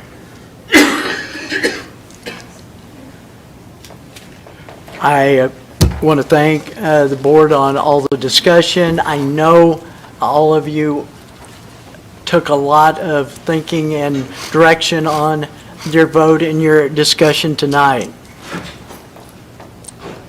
Okay, 7.3 BOE communication.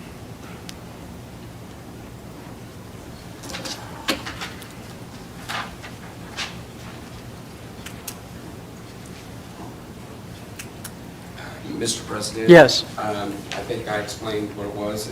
This would go probably under agreed upon, I'm trying to think of agreed upon procedures that boards follow under. That if we if we have any correspondence, that we pass it on to all board members, especially if it's addressed to the Board of Education. I don't know. I know of 3 situations. There might have been more. But you mentioned you passed it on to the superintendent, but it was addressed to the board. Okay, So those are things I'd just like to. I agree, as a board, we probably need to discuss this and come up.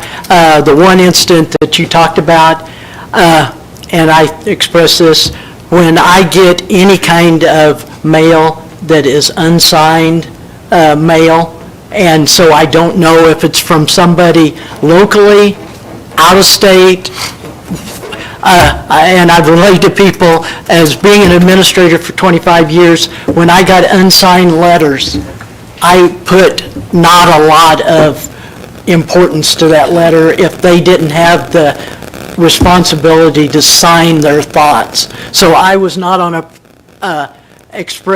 pass on The one that you're talking about, a letter that came in the mail that is unsigned, I give that no credibility. It's a waste. But I agree that we need to talk about this as a board. I'll look at the agenda, the agendas for the next few meetings and see. I don't want to overload an agenda. I will talk with Mr. Wilson and see when we can put that on the agenda. Thank you. So I do have a question that, and this may be more toward Bill. You know, sometimes our actions continue and we're not always, I guess, considering until you get more data and you realize. And so one of the things that I did as the president, if we did receive an item to all, and I received it and I responded, I replied to all. But I don't know whether that is actually in the best practice based on Open Meetings Act. So that may be a clarification. I may not have been. So one of the requests that as I'm hearing, maybe I've misunderstood, but what I heard was a request that if we're getting outside communication, board president replies, that those go to everybody. What does that mean to the Open Meetings Act? And even though I did it, I may not have been following correctly. We discouraged any feedback amongst the board members, but I was allowing everybody to see what I replied to, say, the public. Bill, can you comment upon that in terms of your thoughts? In fact, I've been thinking during the course of the meeting about this agenda item that Alan brought up. I don't think we've ever discussed it before. But as you all know, you're independently elected public officials. You have no power outside of a board meeting. Your only real power is to vote at a board meeting. And as such, you have no ability to direct what other board members may or may not do outside of a board meeting. So even if you adopted a policy, you can't enforce it. You can't kick anybody off the board, you can't suspend them, you can't fine them. I mean, how do you ever enforce it? And then just based on the conversation, listening to Alan, it's extremely vague to me. What are we talking about? Are we talking about something that's in writing? Are we talking about a text, an email? What if somebody comes up on the street and talks to a board member? Does that board member have to then turn around and communicate back to the other board members? And you said promptly. What do you mean promptly? Would that be within days, within hours? And how are you going to respond back to the other board members? And then, as Tammy just brought up, you're going down that road of violating the Open Meetings Act. If we respond back and believe. Well, yeah, I mean, if you start having communications back and forth. One way. So one thought I had, and it would be more of a policy that would be a recommendation and not something you could enforce, is to suggest that all board members, if something came to your attention, however you received it, that you thought should be of interest to the entire board, that's conveyed to the administrative office, and then the administrative office can handle it by informing the board members, and it could end up being an agenda item, or even an executive session discussion. Or forming a public, that if you want it to go to all board members, you should send it to all board members. Well, I mean, I would think the public can figure that out. Yeah. They can, you know, the public has people they know on the board and people they don't know on the board. And of course, you're always more comfortable talking to somebody that you know. So I don't think you're ever going to stop that from happening. And I think, I mean, just to be fully transparent on, I think our discussion has really just been informative, president down. It's never been, but I guess that's where I was going then. If we were, but you kind of addressed it, but if we were going to talk about all correspondence, I've never gotten anything from anybody else. And I guess, so to point a finger to one person not doing it, well, none of us then are doing it. And I would be very uncomfortable to get an email from another board member because of the Open Meetings Act. So I'd do just the opposite. I would discourage all correspondence to be done and shared. So. Okay. Any further discussion? Okay, 7.4, disposal of obsolete district property.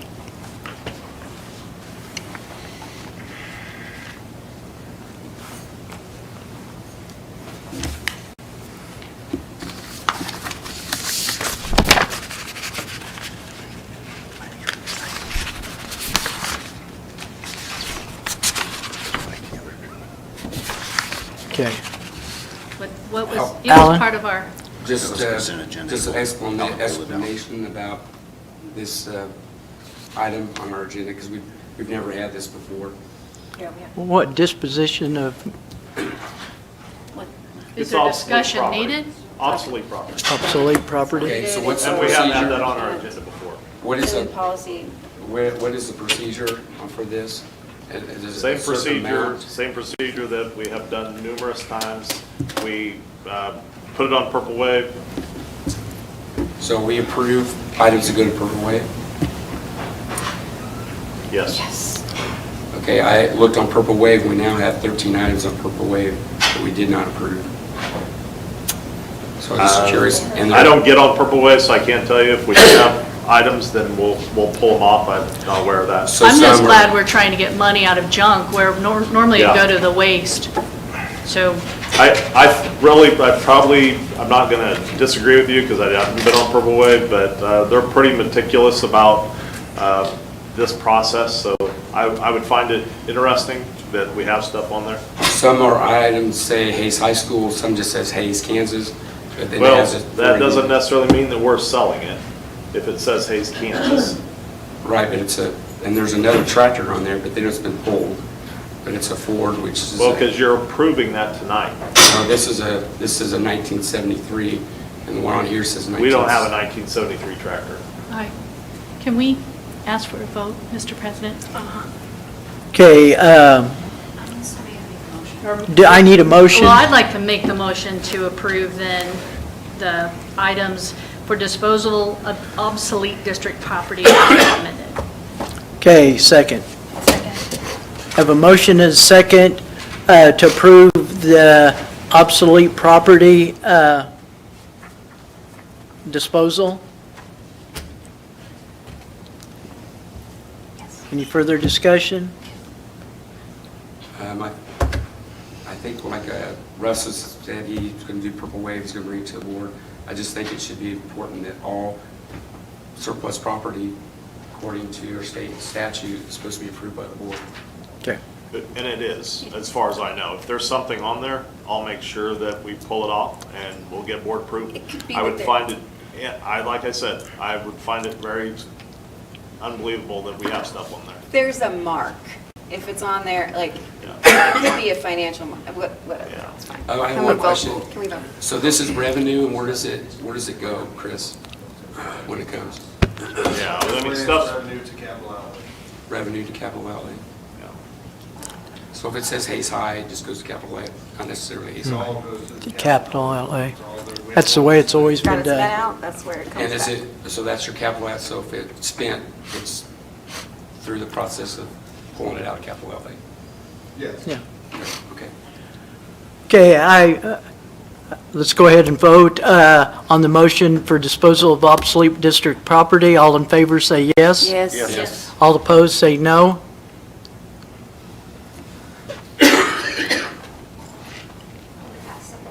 Okay. Okay. We do have an executive session tonight. The executive session, the motion to go into executive session for the matters relating to employer-employee negotiations, whether or not in consultation with the representative or representatives of the body or agency, in order to protect the district's right to confidentiality of its negotiating position and the public interest. Ron, who will be attending? It'll be Chris, Kyle, Shannon, myself, both will be involved. How long? 20 minutes. 20 minutes. Board, do you need a break before? Yep. So we will go into executive session at 8:45. 8:45 and 20 minutes, get out at 9:05. Actually, let's make it 15? 15. 15. So after a break, we will be in executive session from 8:45 till 9 o'clock. There will be no action after the executive session. All in favor? Yes. A motion? Motion for executive session? Second. All in favor of the executive session, vote yes. Yes. All opposed, no. 7-0, 6-0. Back in this room in about 4.5 minutes.